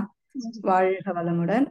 இன்றைக்கு வந்து வாழ்வியல் ரகசியங்கள் என்ற தலைப்புல அம்மா திருமதி அகிலா அம்மா அவர்கள் நம்முடைய முன்னோர்கள் வந்து எப்படி வாழ்வியல் முறைகள்லாம் வாழ்ந்தாங்க, அவங்க எப்படி மகிழ்ச்சியா, நிறைவா, ஆரோக்கியமா, எளிமையா, இயல்பாக வாழ்ந்தார்கள் என்பது பற்றி, அந்த இயற்கையான எளிமையான, முக்கியமா அந்த எளிமையான இயற்கையான வாழ்க்கை பற்றி மிக தெளிவா நமக்கு நிறைய உதாரணங்களோடு சொன்னாங்க. அதுல வந்து முக்கியமான ஒரு பாயிண்ட் எல்லாம் பாத்தீங்கன்னா, அந்த உண்ணும் முறை, திருமண முறை, அதுக்கப்புறம் பாத்தீங்கன்னா அந்த தண்ணி, நம்ம வீட்டுக்கு யார் வந்தாலும் தண்ணி நம்ம கூப்பிட்டு அமர வச்சு தண்ணி கொடுப்பது.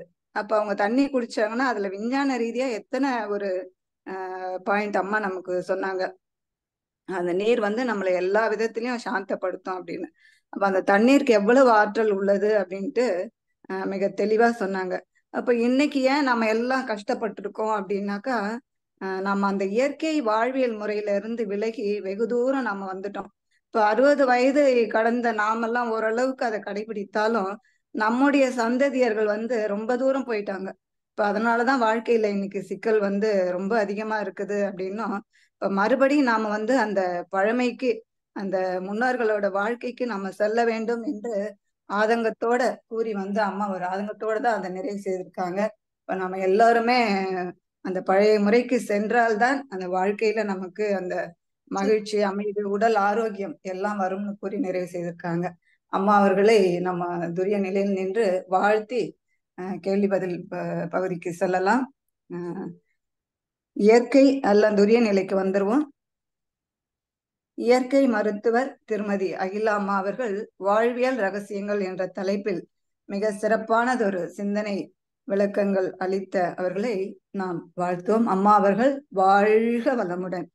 இயற்கை மருத்துவர் திருமதி அகிலா அம்மா அவர்கள் வாழ்க வளமுடன், வாழ்க வளமுடன். திருமதி அகிலா அம்மா அவர்களும் அவர்களது அன்பு குடும்பத்தினர்கள் அனைவரும் அருட்பேராற்றல் கருணையினால் உடல் நலம், நீலாயுள், நிறை செல்வம், உயர் புகழ், மெய்ஞானம் ஓங்கி வாழ்க வளமுடன், வாழ்க வளமுடன். மிக்க நன்றி. நன்றி அம்மா. வாழ்க வளமுடன். நன்றிங்க அம்மா. வாழ்க வளமுடன். வாழ்க வளமுடன். நம்ம சில அறிவிப்புகள் சொல்லிட்டு நம்ம கேள்வி பதில் பகுதிக்கு செல்லலாங்கம்மா. நன்றி. முக்கிய அறிவிப்புகள். இன்றைக்கு 8:30 மணிக்கு இறையாசிரியர் இறை மதனையா அவர்களுடைய தற்சோதனை நிகழ்வு இருக்கிறது. அதுல கலந்து கொள்வோம். அடுத்து நாளை சனிக்கிழமை எப்போதும் போல் காலை நிகழ்வுகள் அனைத்து நிகழ்வுகளிலும் கலந்து ஆன்ம தூய்மை பெறுவோம். 10 மணிக்கு நமக்கு மீட்டிங் இருக்கு, அதுலயே நம்ம கலந்து கொள்வோம். சிறப்பு தவங்கள் 9 மணிக்கு 3 மணிக்கும் இருக்குது. அனைத்து நிகழ்வுகளிலும் அனைவரும் கலந்து ஆன்ம தூய்மை பெறுவோம் என்று நம்ம அடுத்த நிகழ்வாக கேள்வி பதில் பகுதிக்கு செல்லலாம். கேள்வி கேட்க இருக்கும் அன்பர்கள் ஆண்ட்ரை செய்யலாம். நளினி அம்மா இருக்கீங்களா உள்ள? அம்மா கிட்ட நிறைய கேள்விகள் நம்ம கேட்கலாம். அம்மா இயற்கை வாழ்வியல் முறை பற்றி நிறைய நமக்கு விஞ்ஞான விளக்கங்களோட நமக்கு நிறைய விஷயங்களை சொன்னாங்க. முதல் நண்பராக செல்வி சரவணன் அம்மா அவர்கள்.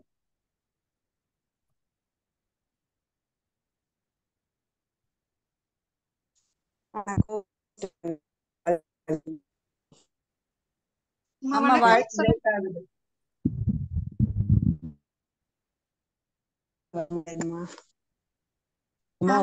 உண்மையிலேயே நீங்க சொல்றது எல்லாமே வணக்கங்கம்மா. ஆக்சுவலா எங்க வீட்லயே அது எல்லாமே உண்மையிலேயே நடக்குதுங்கம்மா. எங்க மாமனாருக்கும் 90 வயசு, எங்க மாமியாருக்கும் 85 வயசு. இது வரைக்கும் அவங்களோட வேலையை அவங்களே செஞ்சுக்கிறதும் இல்லாம தோட்ட வேலையும் அவங்கதான் பாத்துட்டு இருக்காங்க.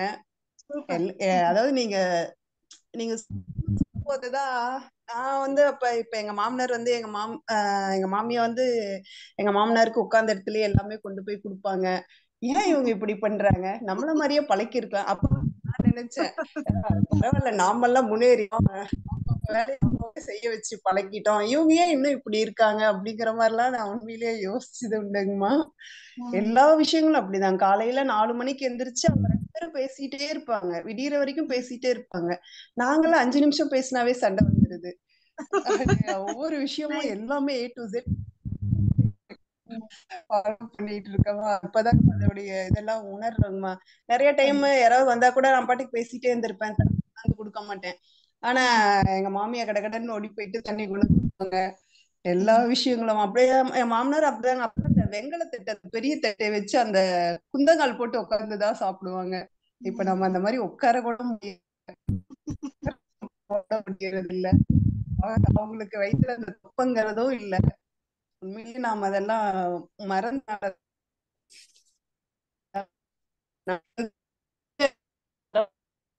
அம்மா வாய்ஸ் பிரேக் ஆகுதுங்கம்மா. செல்வி அம்மா. அப்படி இருந்தோம். ஆனா இப்ப அதோடைய இதெல்லாம் தெரியுதுங்கம்மா. நன்றிங்கம்மா. நன்றிங்கம்மா. படிக்கணும்மா. அவங்கள பார்த்து நம்ம தெரிஞ்சுக்க. கண்டிப்பா முன்னோர்களுடைய வாழ்க்கை முறை அப்படிங்கிறது கட்டாயமா நம்ம படிக்க வேண்டிய ஒரு புத்தகம். அதுல இருந்து நம்ம கத்துக்க வேண்டிய விஷயங்கள், உணர வேண்டிய விஷயங்கள் நிறைய இருக்கு. நம்ம அதை பின்தொடர வேண்டிய விஷயங்கள் நிறைய இருக்கு. தயவு செஞ்சு அவங்ககிட்ட நிறைய கத்துக்கலாம். அவங்க இருக்கும் போதே கொடுப்பனை உங்களுக்கு எல்லாம். சோ நிறைய விஷயங்களை அவங்கள பார்த்து நீங்க நிறைய கத்துக்கலாம். உங்களுக்கு அந்த கொடுப்பனை இருக்கு. வாழ்த்துக்கள்மா. சந்தோஷம். கண்டிப்பா. வாழ்க வளமுடன்மா. மிக்க நன்றி. நன்றி. அடுத்த ஆறுமுகம் பவானி ஐயா அவர்கள்.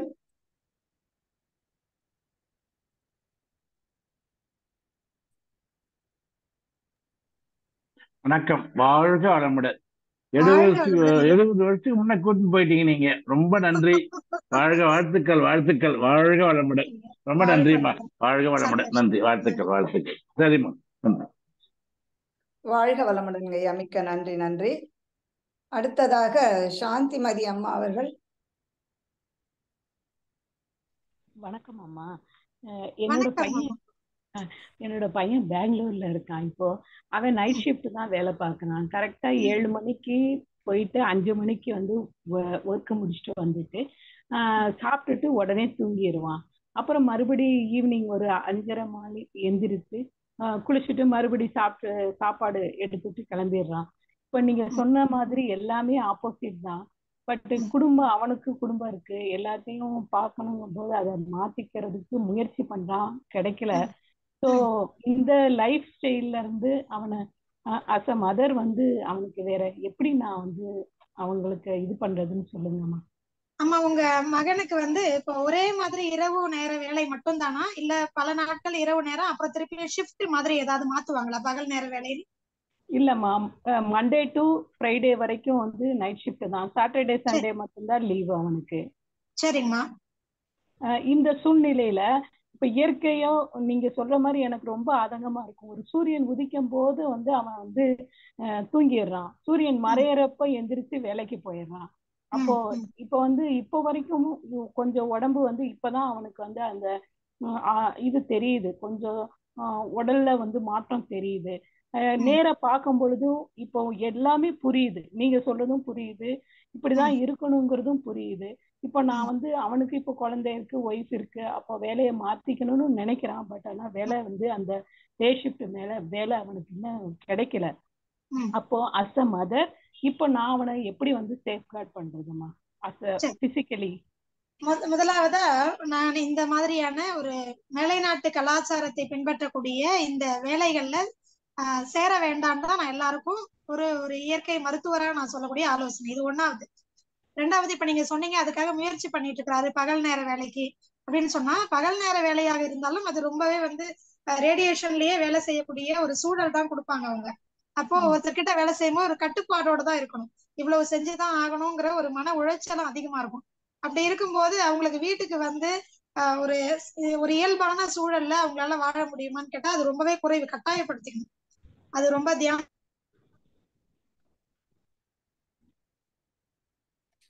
அம்மா உங்களோட மைக் மியூட் ஆயிடுச்சுமா.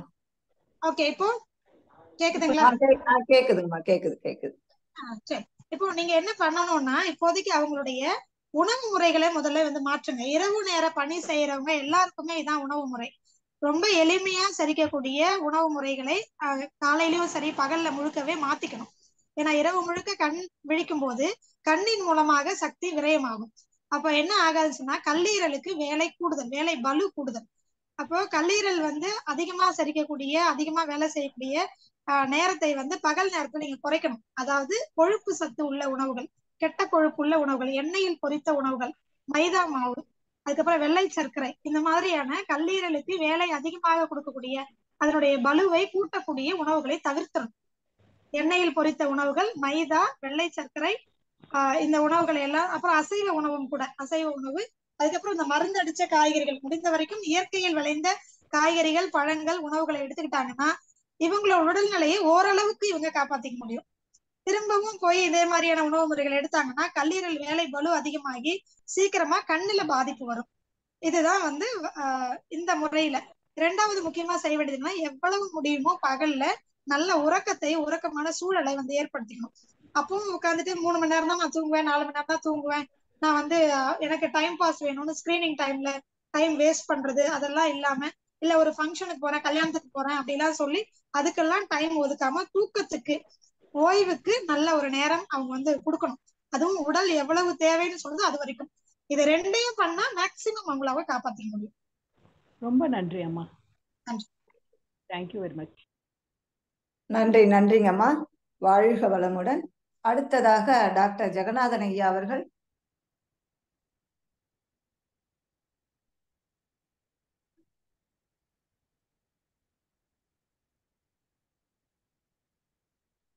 ஐயா ஜெகநாதன் ஐயா. வாழ்க வளமுடன். வாழ்க வாழ்க வளமுடன். குருவே சரணம்.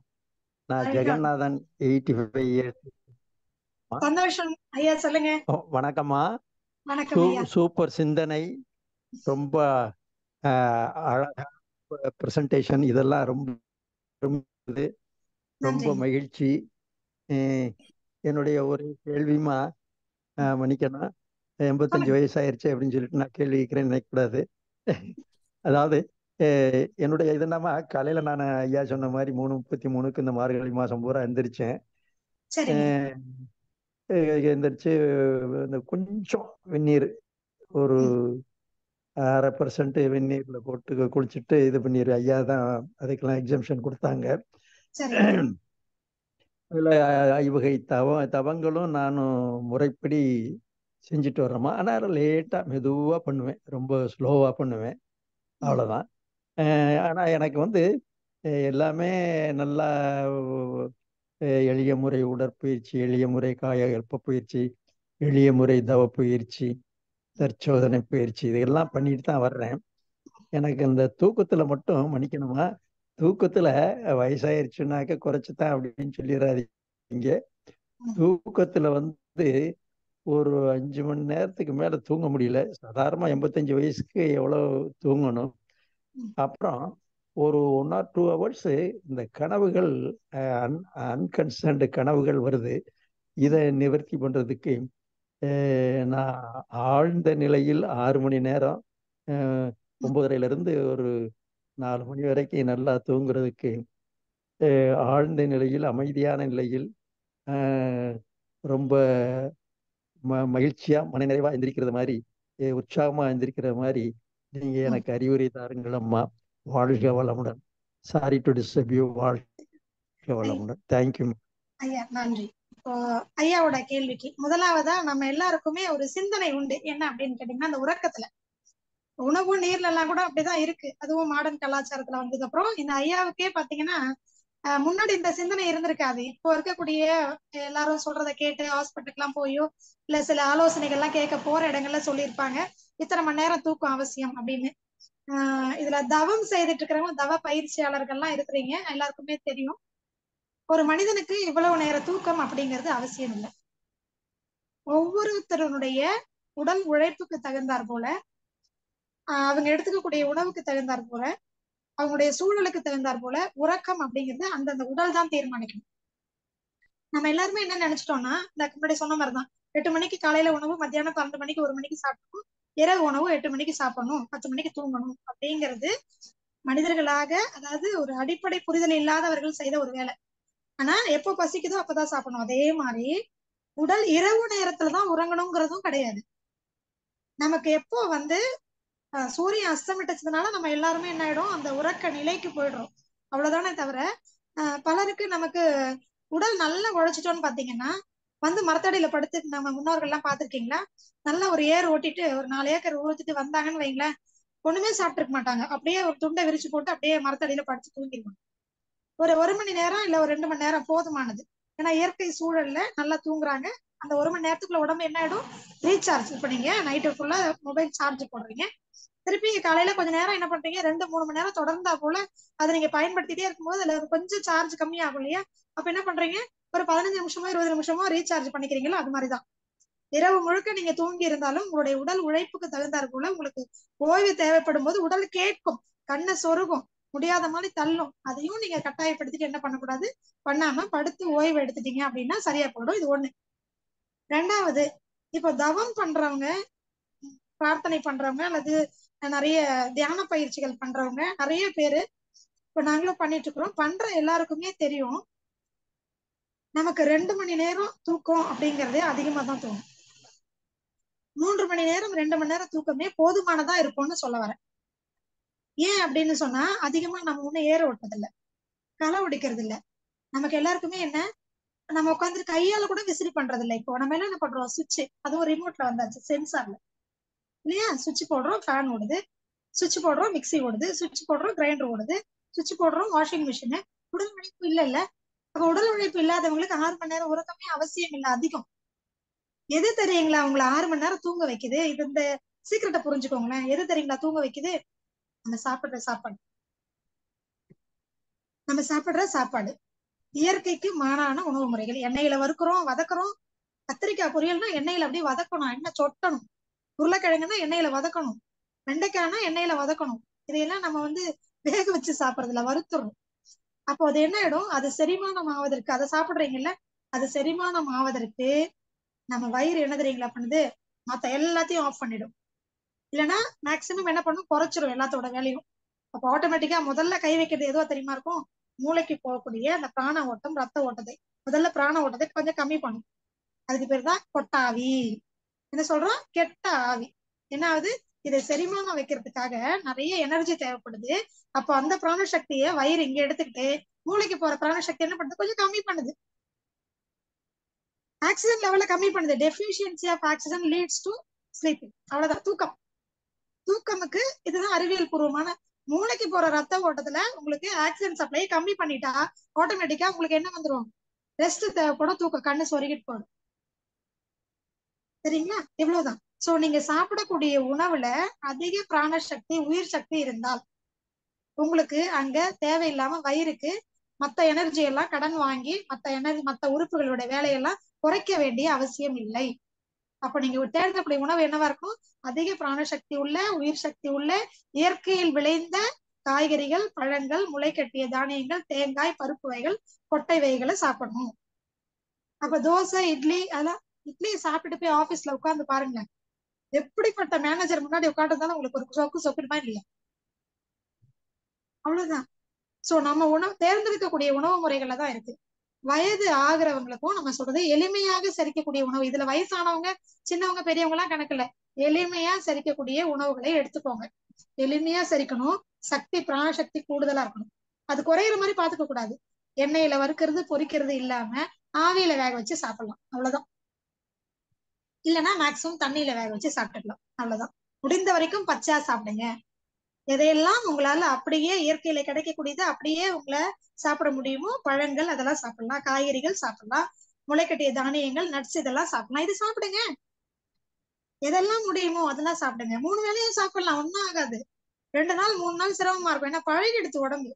இத்தனை வருஷமா நல்லா இட்லியும் தோசையும் மிளகா சட்னியும் நல்லா சாம்பார் எல்லாம் சாப்பிட்டு பழகிட்டோம் இல்லையா?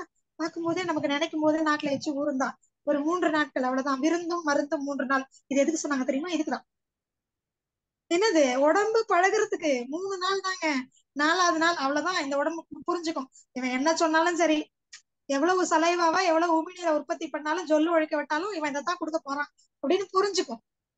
இயல்பான நிலைக்கு வந்துரும். அப்ப அப்படி கொடுத்து பழக்குங்க.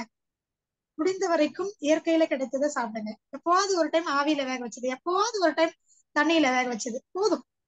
இப்படி சாப்பிடணும்னா ஆரோக்கியம் நம்ம கையில. நம்ம சொல்ற பேச்ச நம்ம உடம்பு கேட்கணும். இப்படி சாப்பிடுறவங்களுக்கு மூச்சு பயிற்சி, தவம், இந்த உடல் இதெல்லாம் இந்த உணவு முறைகள் இதெல்லாம் பழகிட்டீங்க அப்படின்னு சொன்னா கட்டாயமா 3 மணி நேரத்துக்கு மேல உங்களுக்கு ஆழ்ந்த உறக்கம் அவசியப்படாது. அதுவே போதுமானது. பழகி பாருங்க, புரியும். சரிங்களா? நன்றி. நன்றிங்கம்மா, மிக்க நன்றி. ஜெகநாதன் ஐயா, வாழ்க வளமுடன். அடுத்ததாக பரிமலா தேவி அவர்கள்.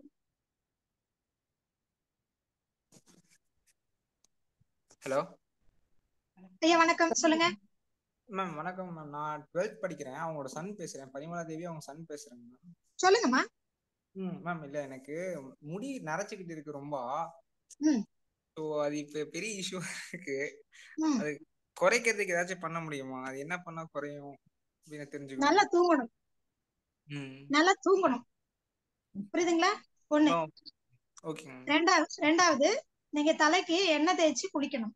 நல்லெண்ணெயை தேய்ச்சி வாரத்துக்கு 1 நாளாவது தலையில இருந்து கால் வரைக்கும் நல்லெண்ணெயை தேய்ச்சிக்கணும். தேய்ச்சி குளிக்கணும்.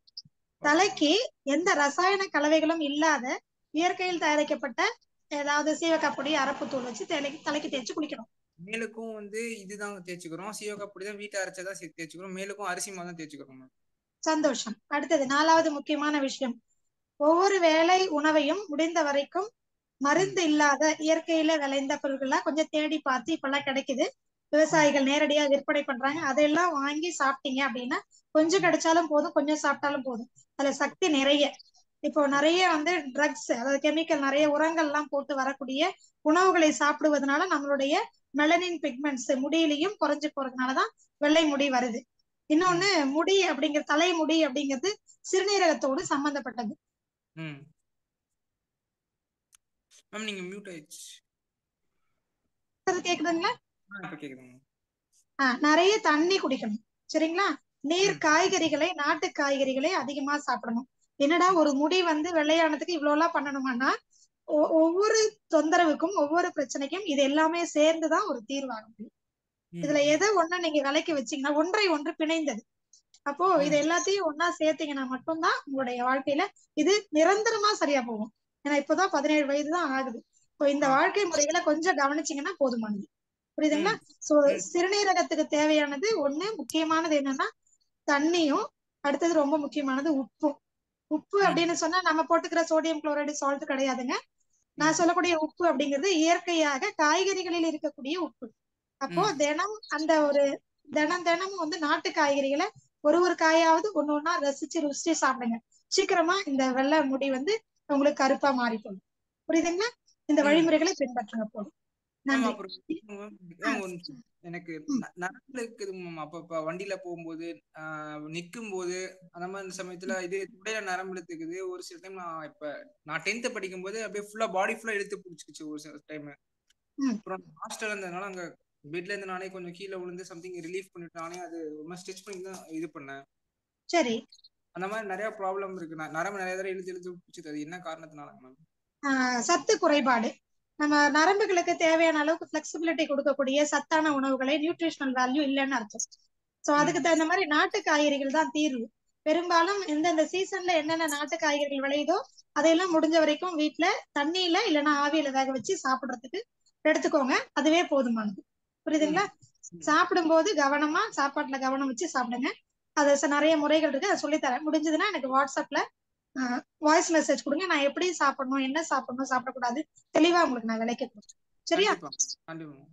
அண்ட் +2 படிக்கிறதுனால ஒரு அறிவுரைன்னு சொல்றதை விட இது ஒரு விதமான எஜுகேஷன் வச்சுக்கோங்களேன். தயவு செய்து நீங்களாகட்டும், உங்களுடைய நண்பர்களாகட்டும், இரவு நேரத்துல கண் விழிச்சு படிக்கிறத தவிர்த்துருங்க. காரணம் என்னன்னா, நீங்க இரவு நேரம் முழுக்க கண் விழிச்சு படிச்சாலும் அப்போ உங்க மனசுல பதிவாகிற விஷயங்களை காட்டிலும் அதிகாலையில எழுந்து உட்கார்ந்து படிக்கும் போது பதிவாகக்கூடிய விஷயங்கள், நீங்க 8 மணி நேரம் படிக்கிறது 4 மணி நேரத்துக்குள்ள உங்களுக்கு வந்து பதிவாகும் காலையில படிச்சீங்கன்னா. புரியுதுங்களா? ரொம்ப ஷார்ட் டைம்ல சீக்கிரத்துல உங்களுக்கு என்ன ஆகும்னா பதிவாகும். அது நீண்ட நாட்கள் பதிவாக இருக்கும். ஆனா இரவு நேரத்துல படிக்கிறது உங்களுக்கு எக்ஸாம் டைம்ல போய் கொஞ்சம் டென்ஷன் ஆகும்போது அது மறந்தே போகும். கொஞ்சம் டென்ஷன் ஆகும்போது, கவலைப்படும் போது, இல்ல வேற ஏதாவது விஷயங்கள் வரும்போது அது வந்து பின்னுக்கு தள்ளப்படும். அதனால இது அறிவியல் பூர்வமான உண்மை இருந்தாலும் கூட நம்ம குழந்தைங்க நிறைய பேர் நைட்ல டைம் வச்சு படிக்கிறீங்க, காலையில படிக்கிறது இல்லை. இதை கொஞ்சம் மாத்திக்கோங்க. நீங்க காலையில 3 மணி கூட எழுந்திருக்கேன், அந்த நைட்டு 7 மணிக்கெல்லாம் படுத்துருங்க. அப்போ ரிசல்ட் சூப்பரா இருக்கும். சரியா? வாழ்த்துக்கள். ரொம்ப நன்றி. கிரீன் டீ குடிக்க நான் கிரீன் டீ குடிச்சிட்டு இருக்கேன். அதெல்லாம் ஒன்றும் பிரச்சனை இல்ல? அது வேண்டாம் தாங்க, அதெல்லாம் வேணாம். அது இயற்கைக்கு மாறானது, அதெல்லாம் வேண்டாம். சரியா? நன்றி. மிக்க நன்றி. நன்றி தம்பி. வாழ்க வளமுடன். அடுத்ததாக கூகுள் பிக்சல் 6a ஐயாவா அம்மாவா? வாழ்க வளமுடன்மா. வாழ்க வளமுடன். சொல்லுங்க. என்னோட பேர் சம்பத். ஆமா, எனக்கு ஒரு 2 கேள்வி இருக்குதுமா. இப்போ கொஞ்சம் இந்த இயற்கை மருத்துவல 2 பேரு 2 விதமா சொல்றாங்க. நம்ம முன்னோருக்கு வந்து ஒரு நாளைக்கு 2 வேளை தான் சாப்பிடணும்னு சொன்னாங்கன்னு சொல்றாங்க. ஒருத்தர் என்னன்னா, உங்களுக்கு எப்போ பசி, எப்போ ஜீரணம் ஆயிட்டு பசி எடுக்குதோ அப்ப சாப்பிடணும்ன்றாங்க.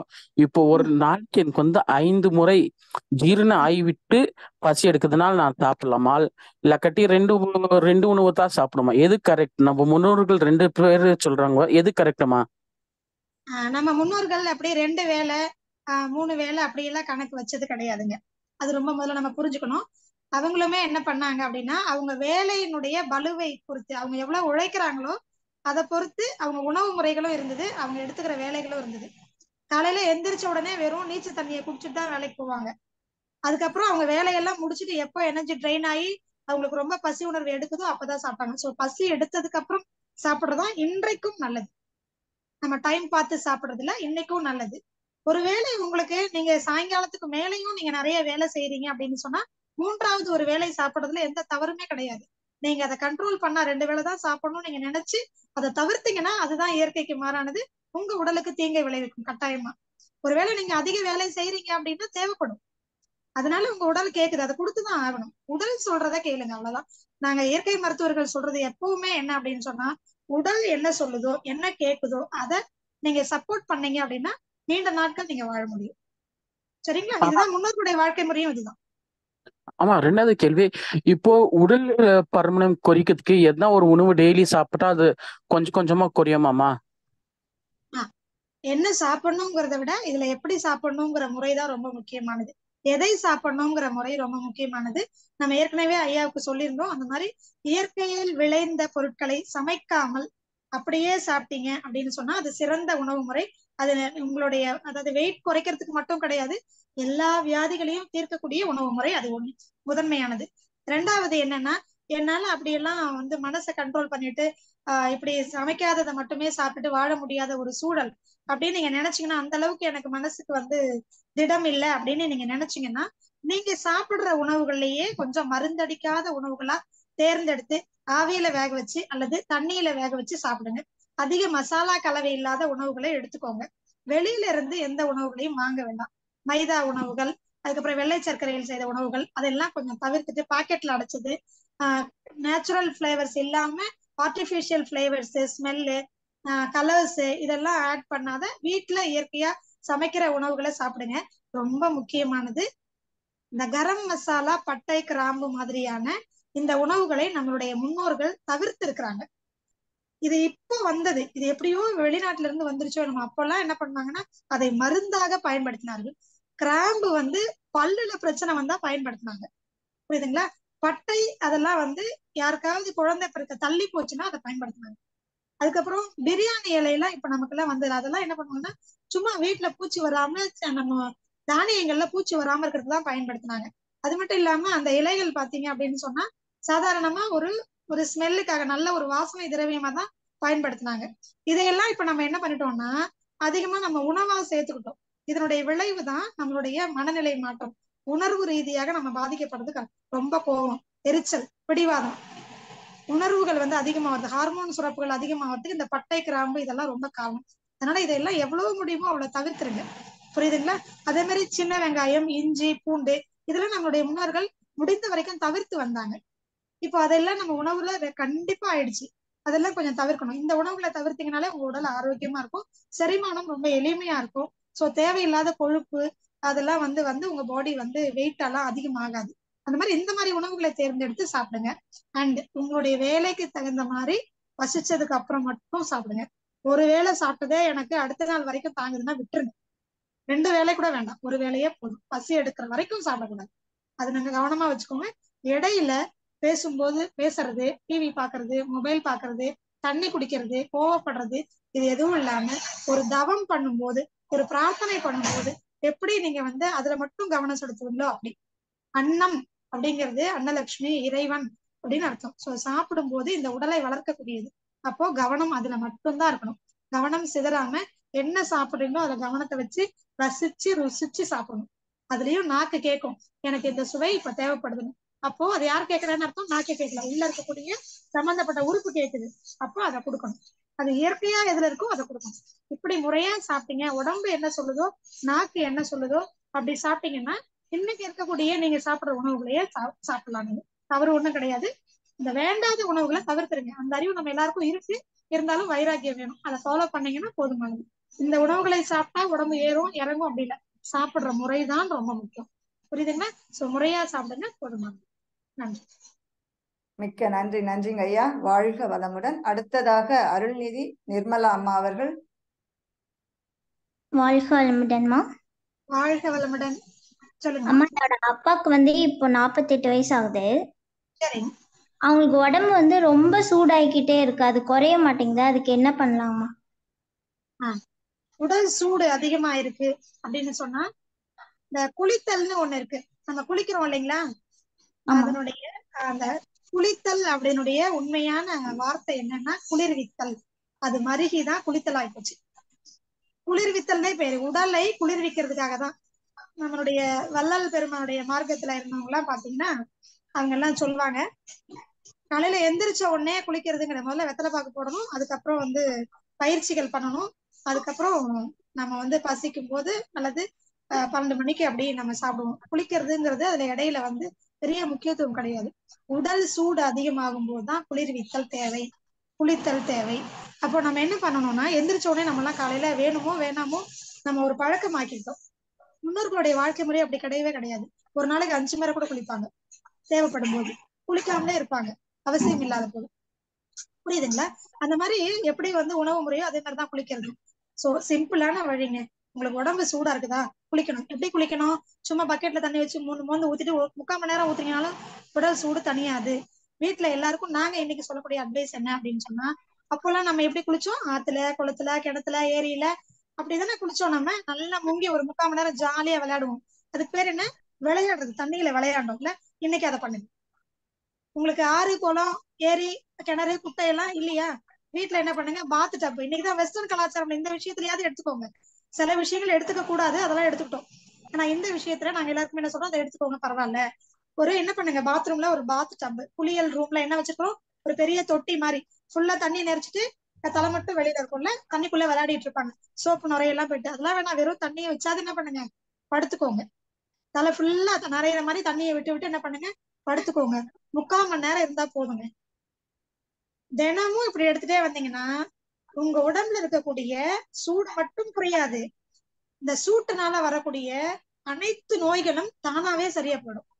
இதற்கு பெயர் இயற்கை மருத்துவத்துல என்ன அப்படின்னு கேட்டா இடுப்பு குளியல், முதுகுத்தண்டு குளியல், முழு குளியல் அப்படின்னு சொல்றோம். அதுக்கப்புறம் ஷவர் பாத்து அப்படிலாம் சொல்லுவோம். ஒண்ணு டப்பு, பெரிய டப்பா வச்சுக்கோங்க, அதுதான் ரொம்ப சிறந்தது. வழி இல்லாதவங்க இன்னைக்கு காற்று அடிச்சு ஸ்விம்மிங் பூல் மாதிரி குழந்தைங்க விளையாடுறதுக்கு நிறைய ரோட் சைடு கடைகள்லாம் விற்கிறாங்க, ஆன்லைன்லாம் அவைலபிள். அது காத்து அடிச்சு ஊதுனா பெருசா நம்ம படுத்துக்கிற அளவுக்கு பெருசா கிடைக்கும். தண்ணியை நிறைச்சு அதுல படுத்துக்கோங்க. இதுதான் சிறந்த முறை. அனைத்து நோய்களுக்கும், சூட்டுனால வரக்கூடிய அனைத்து நோய்களும் எளிமையா தீரும். சூடு மட்டும் தீராது, எல்லாமே ரொம்ப ஈஸியா தீர்ந்துரும். பிபி நார்மலுக்கு வந்துடும், சுகர் நார்மலுக்கு வந்துடும், அப்புறம் மூளைக்கு போற ரத்த ஓட்டம் சீராகும், நல்ல பிரிஸ்கா இருப்பீங்க. எப்பவுமே உங்களை பார்த்த உடனே ஐயோ சிடு மூஞ்சுன்னு சொன்னவங்களா எவ்வளவு சந்தோஷமா இருக்கு, இப்படி இருக்கணும் அப்படின்னு சொல்ற அளவுக்கு கூல் பேபியா ஆயிடுவோம். சோ எந்த வயதினரும் கோவப்படாம சந்தோஷமா எப்பவும் இருக்கிறதுக்கு இந்த நீர் சிகிச்சை ரொம்ப அற்புதமா வேலை செய்யும். சந்தோஷமா தண்ணியில விளையாட சொல்லுங்க, அவ்வளவுதான். இதை மட்டும் 3/4 மணி நேரம் பண்ணாங்கன்னா போதும், கெடுதலே வராது. இப்ப வெயில் நாள் ஆரம்பிச்சாச்சு, பண்ண சொல்லுங்க, போடுங்க. சரிங்களா? அம்மா இன்னொரு கேள்வி. சொல்லுங்கம்மா. ஆமா, நீங்க கேட்கலாம். அம்மா இப்ப என்னோட கால்ல வந்து கால் ஆணி சொல்லுவாங்கல்ல, அது கொஞ்சம் பெருசா வந்துருச்சுமா, அது எப்படி சரி பண்ண முடியும்? உங்களுக்கு மருதாணி வைக்கிற பழக்கம் இருக்கா? வைப்பேம்மா, கையில மட்டும் வைப்பேன். சோ கால்ல வச்சிருந்தீங்கன்னா ஆணி வந்திருக்காது. சரியா? சரி, சிம்பிளா ஒண்ணு சொல்லட்டுமா? இப்போ நீங்க வைக்கலாம். நீங்க ஒரு அகலமான ஒரு பாத்திரத்துல சுடுதண்ணி வச்சுக்கோங்க, ஒரு கைப்பிடி கல்லுப்பு போட்டுக்கோங்க, கொஞ்சம் மஞ்சத்தூள் போட்டுக்கோங்க, ஒரு எலுமிச்சப்பழ ஜூஸ் ஒரு 3 சொட்டு, கல்லுப்பு, எலுமிச்சை சாறு, மஞ்சள் தூள் போட்டு சுடுதண்ணியில உங்களுடைய காலை வந்து முழுக வைக்கணும். உங்க பாதத்தை, எங்க கால் ஆணி இருக்கோ அந்த பகுதி தண்ணிக்குள்ள இருக்கணும். அப்படி வச்சிருங்க. ஒரு 10 நிமிஷம் கழிச்சு எடுத்துக்கோங்க. நல்ல ஒரு ஷார்ப்பான புது பிளேடு வாங்கிக்கோங்க. மெல்ல என்ன பண்ணுங்க, தொடச்சிட்டு காஞ்சதுக்கு அப்புறமா அந்த கால் ஆணி இருக்கிற பக்கம் பாத்தீங்கன்னா திக்கா இருக்கும், அதை உள்ள அழுத்தினீங்கன்னா வலிக்கும். மேல இருக்கக்கூடியது தடிச்சு போயிருக்கும் இல்லையா, அதை மெல்ல அப்படியே சுரண்டி எடுங்க. எது வரைக்கும் உங்களுக்கு வலி இல்லாம இருக்கோ அது வரைக்கும் சுரண்டி எடுத்துருங்க, ஒண்ணாகாது, பயப்படாதீங்க. அதுக்கப்புறம் என்ன பண்ணணும்னா மருதாணியை அரைச்சி கொஞ்சம் விளக்கெண்ணெய் மஞ்சத்தூள் கலந்து குழைச்சி அந்த இடத்துல வச்சுட்டு ஒரு துணியை வச்சு கட்டிட்டு படுத்துக்கோங்க. இப்படி வாரம் 1 நாள் பண்ணுங்க. ஒரு முறை சுடுதண்ணில கால் வச்சா போதுமானது. அதுக்கப்புறம் வாரம் வெறும் மருதாணி மட்டும் வைங்க. 3 வாரத்துக்குள்ள முழுமையா ஆணி வேர்ல இருந்து சரியா போயிடும். புரியுதுங்களா? சரி. அதுக்கப்புறம் என்ன பண்ணுங்க, வாரத்துக்கு ஒரு 3 மாசத்துக்கு ஒரு முறையாவது உங்களுடைய பாதங்கள்ல கொலுசு மாதிரி என்ன பண்ணணும்னா ஃபுல்லா கால்ல எல்லாம் மருதாணி வைக்கணும். வச்சீங்கன்னா இது தொந்தரவு எப்பவுமே வராது. புரியுதுங்களா? நன்றிம்மா, வாழ்க வளமுடன். மிக்க நன்றி. நன்றிங்கம்மா, வாழ்க வளமுடன். அடுத்ததாக 23 DYBT அம்மா அவர்களா, ஐயா அவர்களா? 23 DYBT பிடி டிஒய்பிடி. சரி, அடுத்ததாக சுகன்யா அம்மா அவர்கள்.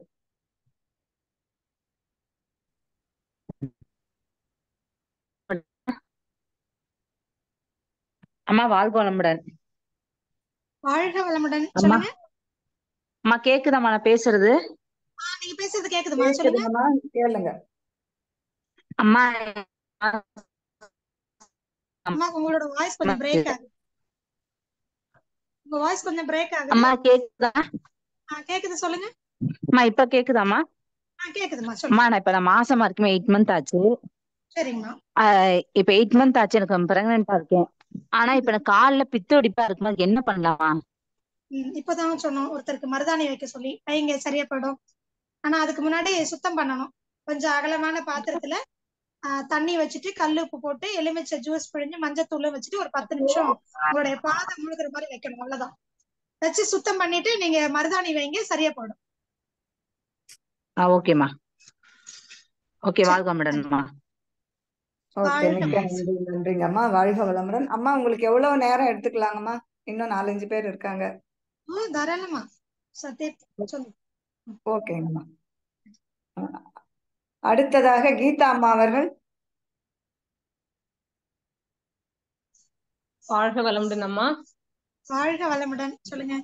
அம்மா தினம் தலைக்கு குளிக்கும் போது காது வலி பிரச்சனை வருதுங்கம்மா.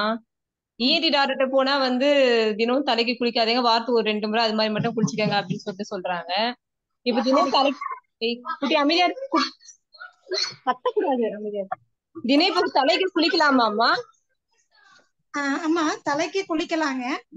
ஆனா வந்து ஒரு முக்கியமான விஷயம், உங்களுக்கு ஒருவேளை ஏதாவது நீர் கோத்துக்கிற பிரச்சனை தலையில இருந்தது அப்படின்னு சொன்னா, அந்த நீர் கோத்துக்கிறதுனால காதுக்கும் மூக்குக்கும் இடையில இருக்கக்கூடிய சின்ன டியூப்ல அடைச்சிருக்கும். அதனால என்ன ஆகுது, காதுல கொஞ்சம் கேட்கிற செவித்திறன் பாதிப்பு ஏற்பட்டிருக்கும். அதனால காது வலி வரும், அதுல இன்ஃபெக்ஷன் ஆயிட்டு. அதுக்கு நீங்க என்ன பண்ணணும்னா, முதல்ல அதை சரி பண்ணுங்க. உங்களுக்கு ஒண்ணு ஆவி பிடிக்கிற பழக்கம் இருந்ததுன்னா ஆவி பிடிக்கலாம், இல்லைன்னாக்கா எண்ணெய் கொப்பளிக்கிறது, இல்லைன்னா கப சுத்தி பண்றதுன்னு சொல்லுவோம். அதாவது தலையில இருக்கக்கூடிய நீரை எல்லாம் வந்து இறக்கணும். ஆவி பிடிக்கலாம், அப்படி இல்லைன்னா மூக்கு கழுவுறது பண்ணலாம், அல்லது எண்ணெய் கொப்பளிக்கலாம், அப்படி இல்லைன்னா வழலை நீக்கிறதுன்னு சொல்லுவாங்க, அதை பண்ணலாம். இதை ஏதாவது ஒண்ணு பண்ணி அந்த கபத்தை வெளியில எடுத்துட்டீங்கன்னா, நீர் கோத்திருக்கிற பிரச்சனையை சரி பண்ணிட்டீங்கன்னா, அதுக்கப்புறம் எண்ணெய் தேய்ச்சி குளிக்கிறதுனாலயோ இல்ல தலைக்கு குளிக்கிறதுனாலயோ காது வலி வராது. புரியுதுங்களா? அண்ட் இதுல இன்னும் சிகிச்சையா வேணும் அப்படின்னா, யாராவது அக்யூபங்சர் மருத்துவரோ அல்லது ஒரு தொடு சிகிச்சை மருத்துவரோ யாரையாவது அணுகுனீங்கன்னா, அவங்க உங்களுக்கு சில புள்ளிகளை தூண்டி விட்டு அந்த கபத்தை நீரெல்லாம் வெளியில எடுப்பாங்க. ஆனா அவசியம் தினம் குளிச்சுதான் ஆணுமா அம்மா நம்ம? அப்படி இல்லம்மா, செவ்வாய்க்கிழமை வெள்ளிக்கிழமை தலைக்கு குளிச்சாலே போதுமானது. ஆனா வெயில் நாள் வந்தாச்சு அப்படின்னா உங்க உடம்பு வந்து எனக்கு என்ன கொஞ்சம் சூடு அதிகமா இருக்குன்னு சொன்னா தலையோல குளிக்கணும் போல தோணுச்சுன்னா குளிச்சுக்கணும். அது ஒண்ணும் தவறு கிடையாது.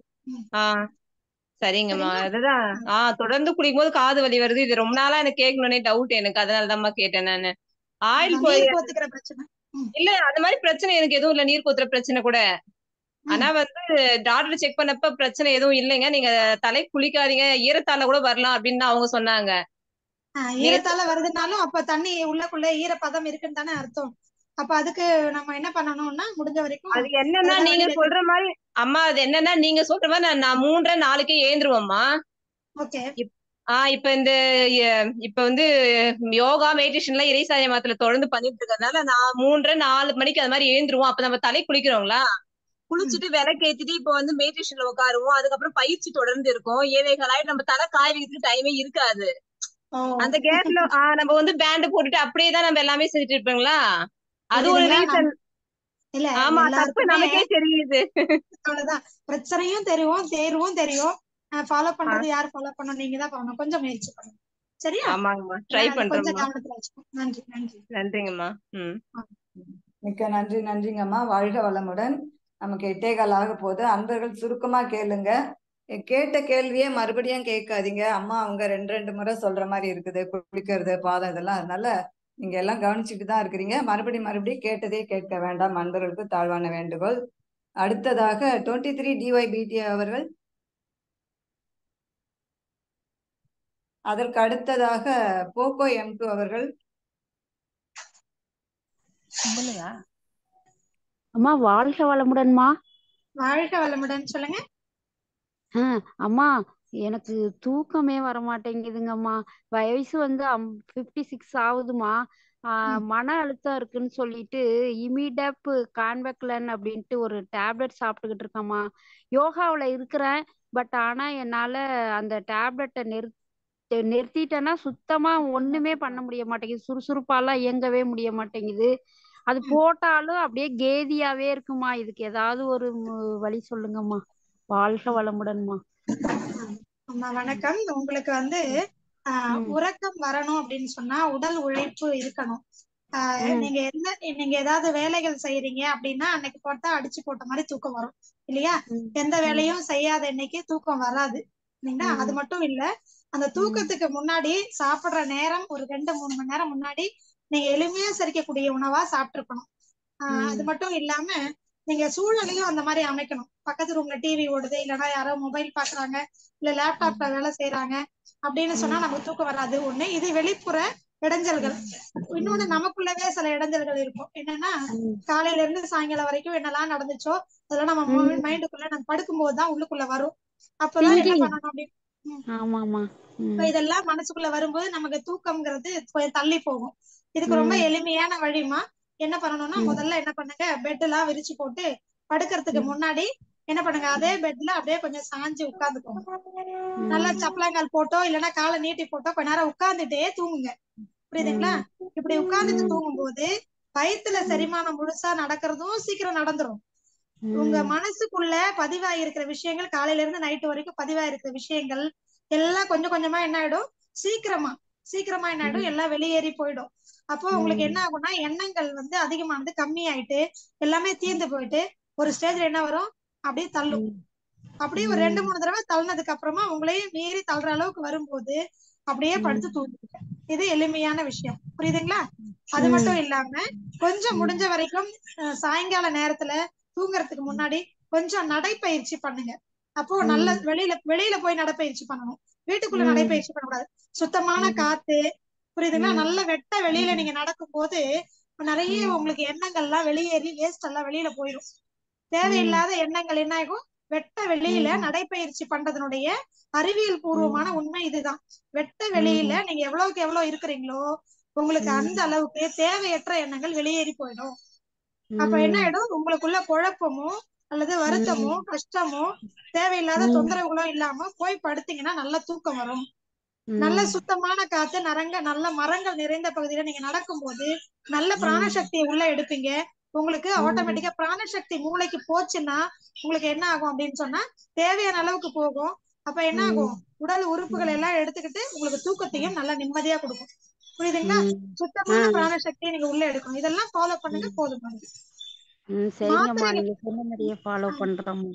மாத்திரைகள் எல்லாம் முடிஞ்ச வரைக்கும் தவிர்க்கணுமா. அதிகமா தூக்கத்துக்காக மாத்திரை எடுத்தீங்கன்னா அப்புறம் அதோட கட்டுப்பாட்டுல நீங்க போக வேண்டியதாயிடும். அதை போட்டாதான் தூக்கம் வருங்கிற எண்ணம் வந்துடும். அதனால இதையெல்லாம் முயற்சி பண்ணுங்க. ஒரு நாளைக்கு 2 மணி நேரம் முதல்ல தூக்கம் வந்தாலும் போகும். அப்புறம் போக போக 3 மணி நேரம் நல்ல தூக்கம் வர ஆரம்பிச்சிடும். புரியுதுங்களா? அதை பண்ணுங்க, போதும். சரிங்கம்மா. மாத்திரையை கொஞ்சம் கொஞ்சமா நிப்பாட்டிடலாமாம்மா? நிப்பாட்டியும் பாத்துட்டோம்மா, ஆனா நிப்பாட்டவே முடியலம்மா லைஃப்ல. முதல்ல வந்து இந்த விஷயங்கள்லாம் ஃபாலோ பண்ணி தூங்குறதுக்கு முயற்சி பண்ணுங்க. அதுக்கப்புறம் இதை கொஞ்சம் கொஞ்சமா நிறுத்திக்கலாம், அவசரப்பட வேண்டாம். சரிங்க. வாழ்க வளமுடன். வாழ்க வளமுடன். நன்றிங்கம்மா. வாழ்க வளமுடன். அடுத்ததாக ஆலியார் ஃபர்ஸ்ட். அம்மாவா ஐயாவா? அதற்கு அடுத்ததாக சாந்திமதி. வாழ்க வளமுடன். அம்மா வாழ்க வளமுடன். அம்மா எங்க சிஸ்டருக்கு வந்துங்க ஹார்ட்ல வந்து அடைப்பு இருக்குதுன்னு சொல்றாங்க. 66 வயசு ஆச்சுங்க. ஆனா வந்து ஆபரேஷன் பண்ண முடியாது, வீக்கா இருக்குதுன்னு சொல்லிட்டாங்கம்மா. உணவுக எப்படிமா எடுத்துக்கிறது? ஏற்கனவே சொன்னதுதாம்மா, எந்த தொந்தரவாக இருந்தாலும் இயற்கையில் விளைஞ்சதை அப்படியே வந்து நம்ம எடுத்துக்கிட்டோம் அப்படின்னா, வேக வைக்காம எவ்வளவு முடியுதோ அவ்வளவு அப்படியே பச்சையாவே வேக வைக்காம சாப்பிட்டோம்னா ரொம்ப நல்லது. குறைந்தது ஒரு வேளையாவது சமைக்காத உணவு, இயற்கையில விளைஞ்ச பழங்கள், காய்கறிகள், தேங்காய், இதையெல்லாம் நம்ம எவ்வளவு முடியுமோ அவ்வளவு சாப்பிட்டோம்னாலே கொஞ்சம் கொஞ்சமா உடல் வந்து தன்னைத்தானே சரி பண்ணிக்கிற அந்த திறன் வந்துடும். எதுக்கும் மருந்து மாத்திரை ஊசி அறுவை சிகிச்சைங்கிறது அவசியம் கிடையாது. இப்போ நம்ம உடல் வந்து மிகப்பெரிய ஒரு என்ன சொல்றது, ஒரு பொறியாளர், அதாவது என்ஜினியர்னு வச்சுக்கோங்களேன், இல்ல உங்களுக்கு புரியுற மாதிரி சொன்னா நல்ல ஒரு மெக்கானிக்னு வச்சுக்கோங்களேன். இப்ப ஒரு நல்ல ஒரு மெக்கானிக்கா இருந்தாலும் அம்மா மியூட் ஆயிடுச்சுங்கம்மா. ஆமா கால் வந்துச்சு, அதான் மன்னிக்கணும். ஒரு அதாவது அந்த செய்யற வேலையில இல்லைன்னா அந்த மெஷின்ல உங்களுக்கு ஏதாவது ஒரு சின்ன ஒரு பகுதி வந்து இல்ல அப்படின்னு சொன்னா அந்த மெஷின் வேலை செய்யாது இல்லைங்களா? அப்ப நம்ம என்ன, எவ்வளவு பெரிய அறிவாளியா இருக்கட்டும், அந்த என்ஜினியர் ஆகட்டும், மெக்கானிக் ஆகட்டும், ஆனா அந்த ஸ்பேர் பார்ட்ஸ் இல்லைன்னா அவரால் என்ன பண்ண முடியாது, அந்த மெஷினை திரும்ப ஓட்ட முடியாது. அதே மாதிரிதான் நம்ம வந்து நம்ம உடம்பு மிகப்பெரிய என்ஜினியர் தான், மிகப்பெரிய மெக்கானிக் தான், அவரை சரியா எல்லாத்தையும் சரி பண்ணிக்க முடியும். ஆனா ஒரு பார்ட், ஏதாவது ஒரு பகுதி இல்ல தேவை அப்படின்னா அவர் என்ன பண்ணுவாரு, நம்ம தானே கொடுக்கணும், நம்ம தான் வாங்கி தரணும், இல்ல நம்ம தான் கொடுக்கணும். அதுதான் என்ன அப்படின்னு சொன்னா, சுத்தமான காற்று, நல்ல நீரு, நல்ல உணவு, நல்ல உடல் உழைப்பு, நல்ல உறக்கம். அதே மாதிரி இன்னும் ரொம்ப முக்கியமானது அப்படின்னு சொன்னா, முடிந்த வரைக்கும் மற்றவர்களுக்கு நம்மளால என்ன செய்ய முடியுமோ அதை செஞ்சா அப்படின்னாலே என்ன ஆயிடும்னா, நம்மளுடைய பிரச்சனைகள் ஒண்ணு இல்லாம தானாவே சரியாயிடும். அந்த அடைப்பெல்லாம் சரியாயிருங்களா? காய்கறிகளை அடிச்சு குடிச்சுக்கலாங்களா? அம்மா இப்போதாம்மா நமக்கெல்லாம் வந்து இருதயத்துல அடைப்புன்னெல்லாம் நம்ம செக் பண்றோம், டாக்டரை போய் பாக்குறோம். அப்போல்லாம் இல்லாம இருந்தா முக்கால்வாசி பேருக்கு இல்ல. அப்படி இதை விட இன்னும் மோசமான பிரச்சனைகள்லாம் இருந்தது. அது தானாவே சரிப்பாய். அதுக்கு காரணம் என்னன்னா இந்த விஷயங்கள் தான், இந்த இயற்கையோடு சேர்ந்த வாழ்க்கை முறைகள். இதையெல்லாம் பண்ணாங்கனாலே போதும். சரிங்கம்மா, நன்றிங்க. தானாவே சரியாயிடும். உடலுக்கு வந்து தன்னைத்தானே சரி செய்யக்கூடிய அந்த திறன் இருக்கு. அதுக்கு நீங்க ஒத்துழைப்பு கொடுத்தா போதும், எந்த பிரச்சனையும் தானாவே சரியாகும். முயற்சி பண்ணி பார்க்க சொல்லுங்க, சரியா? ஓகேங்கம்மா. அடுத்ததாக சாந்திமதி அம்மா அவர்கள். அம்மா வணக்கம். வணக்கம், சொல்லுங்க. ஒரு 2 ஷார்ட் கேள்வி மேம். எனக்கு வந்து வெளியூர் போயிருந்தேன், தொண்டை கரகரக்குது, மூக்குல தண்ணி வடியுது, தும்மல் வருது, உடம்பெல்லாம் அப்படி சூடாகிற மாதிரி இருக்குமா. ஆன்டிபயோட்டிக் எடுக்காம இயற்கையா எப்படிமா அதை சரி பண்ணிக்கிறது? இன்னொரு 2வது கொஸ்டின் வந்து, என் பொண்ணு இப்போ 3 months பிரெக்னெண்டா இருக்காங்க. அவங்களுக்கு வந்து நான் எப்படி கவனிச்சுக்கணும் ஆஸ் அ மதர், என்னோட டியூட்டி, இது 2 மட்டும் சொல்லுங்கம்மா. இடையில கால்ஸ் வருது, அதான் வேற ஒண்ணும் இல்ல. 2வது கேள்வி, நீங்க எனக்கு தனிப்பட்ட முறையில வாட்ஸ்அப்ல எனக்கு வந்து தகவல் கொடுங்க. நான் உங்களுக்கு அதுக்கான விளக்கங்களை நான் தெளிவா நான் கொடுக்குறேன். ஏன்னா கன்சீவா இருக்கிறதுனால அவங்களுக்கு சில வழிமுறைகள் செய்யணும் செய்யக்கூடாதுன்னு இருக்கு, அதை நான் கொடுக்குறேன். முதல் கேள்வி நீங்க சொன்னது, தொண்டை கரகரப்பு இருக்கு, சளி இருக்கு, நீர் கோத்து இருக்கு, மூக்குல தண்ணீரா வடியுது, இருமல் இருக்குன்னு சொன்னீங்க. ரொம்ப எளிமையான வைத்தியம், திரிகடுகம் அப்படின்னு ஒரு சூரணம் இருக்கு, சுக்கு மிளகு திப்பிலியினுடைய கலவை. அதை நீங்க என்ன பண்ணலாம் அப்படின்னா, டீத்தூள் மாதிரி அதை தண்ணியில போட்டு கொதிக்க வச்சு நாட்டு சர்க்கரை, கரும்பு சர்க்கரை போட்டு வடிகட்டி குடிச்சுக்கலாம், ஒரு வகை. ஒருவேளை நீங்க இது ரொம்ப அதிகமா இருக்கு, என்னால சாப்பிட கூட முடியல அப்படின்னு சொன்னா, இதையே உணவு மருத்துவமா சொல்லணும் அப்படின்னா, கரும்பு பால், அதாவது கரும்பு சாறு நீங்க கடையில இருந்து வாங்கிட்டு வந்து, ஐஸ் கட்டி மட்டும் போட வேண்டாம், வாங்கிட்டு வந்து அதுல நீங்க திரிகடுக சூரணத்தை போட்டு கொதிக்க வச்சு வடிகட்டி குடிக்கலாம். ஒரு நாளைக்கு 3-4 முறை கூட குடிக்கலாம். உடனடியா இதுக்கு வந்து நல்ல தீர்வு கிடைக்கும், அதை எடுத்துக்கோங்க, போதும். 3மே சம அளவாமா? இல்லைங்கம்மா, திரிகடுகு சூரணம்னு நீங்க கேட்டு வாங்கினீங்கன்னா இது 3 கலந்தே வச்சிருப்பாங்க. சரிங்கம்மா, நான் கடையில வாங்கிட்டு வந்துடுறேம்மா. ஓகே, நாட்டு மருந்து கடையில கிடைக்கும். சரிங்கம்மா, ரொம்ப நன்றிங்கம்மா. நன்றிங்கம்மா. வாழ்க வளமுடன். ரஞ்சனி அம்மா அவர்களோட நம்ம நிறைவு செய்துக்கலாம். ஏன்னா அடுத்த நிகழ்வு நமக்கு 8:30க்கு தற்சோதனை இருக்கிறதால. ரஞ்சனி அம்மா அவர்கள்.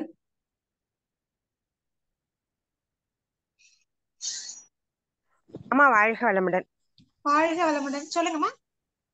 அம்மா, இந்த மாதிரி காலையில எழுந்திருச்ச உடனே முதல்ல தண்ணி குடிக்கிறோம் இல்லைங்களா, அது ஒரு சிலர் வந்து பச்சை தண்ணி குடிக்கலாங்கிறாங்க, ஒரு சிலர் வந்து வார்ம் வாட்டர் லைட்டா சூடு தண்ணி குடிக்கணும்னு சொல்றாங்க. இது எது கரெக்டான மெத்தட், அது மட்டும் சொல். இப்போ இதுவும் நம்ம வந்து நம்ம நாக்கு உடம்பு என்ன சொல்லுதோ அதுபடிதான் கேட்கும்.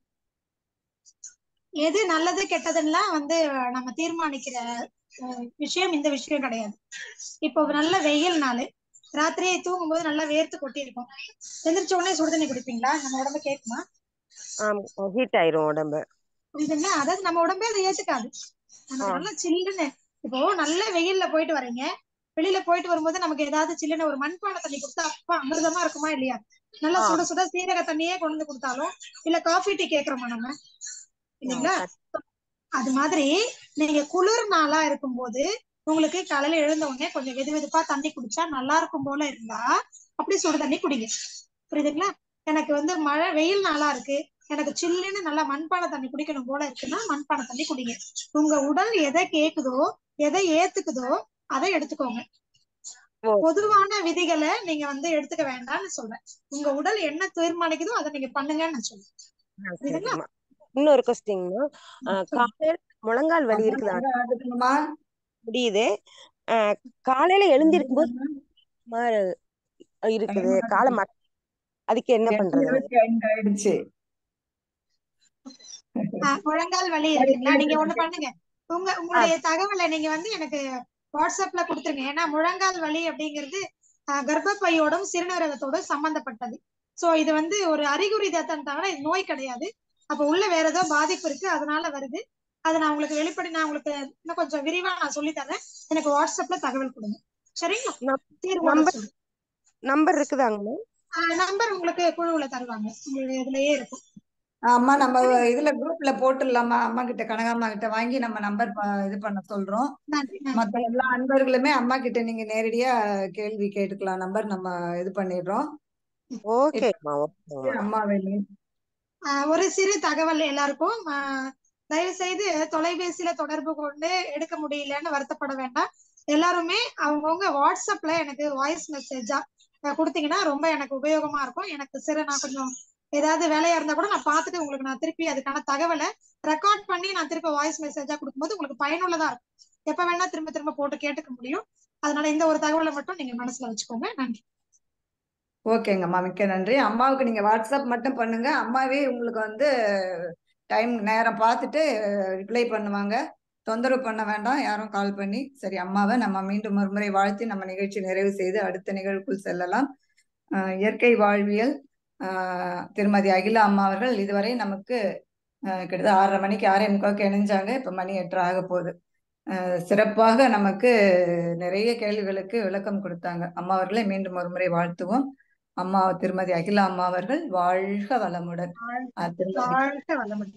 வாழ்க வளமுடன் அம்மா. மிக்க நன்றி. நன்றி. திருமதி அகிலா அம்மா அவர்களும் அவர்களது அன்பு குடும்பத்தினர்கள் அனைவரும் அருட்பேராற்றல் கருணையினால் உடல் நலம், நீல் ஆயுள், நிறை செல்வம், உயர் புகழ், மெய்ஞானம் ஓங்கி வாழ்க வளமுடன், வாழ்க வளமுடன், வாழ்க வளமுடன் அம்மா. மிக்க நன்றி. நீங்கள்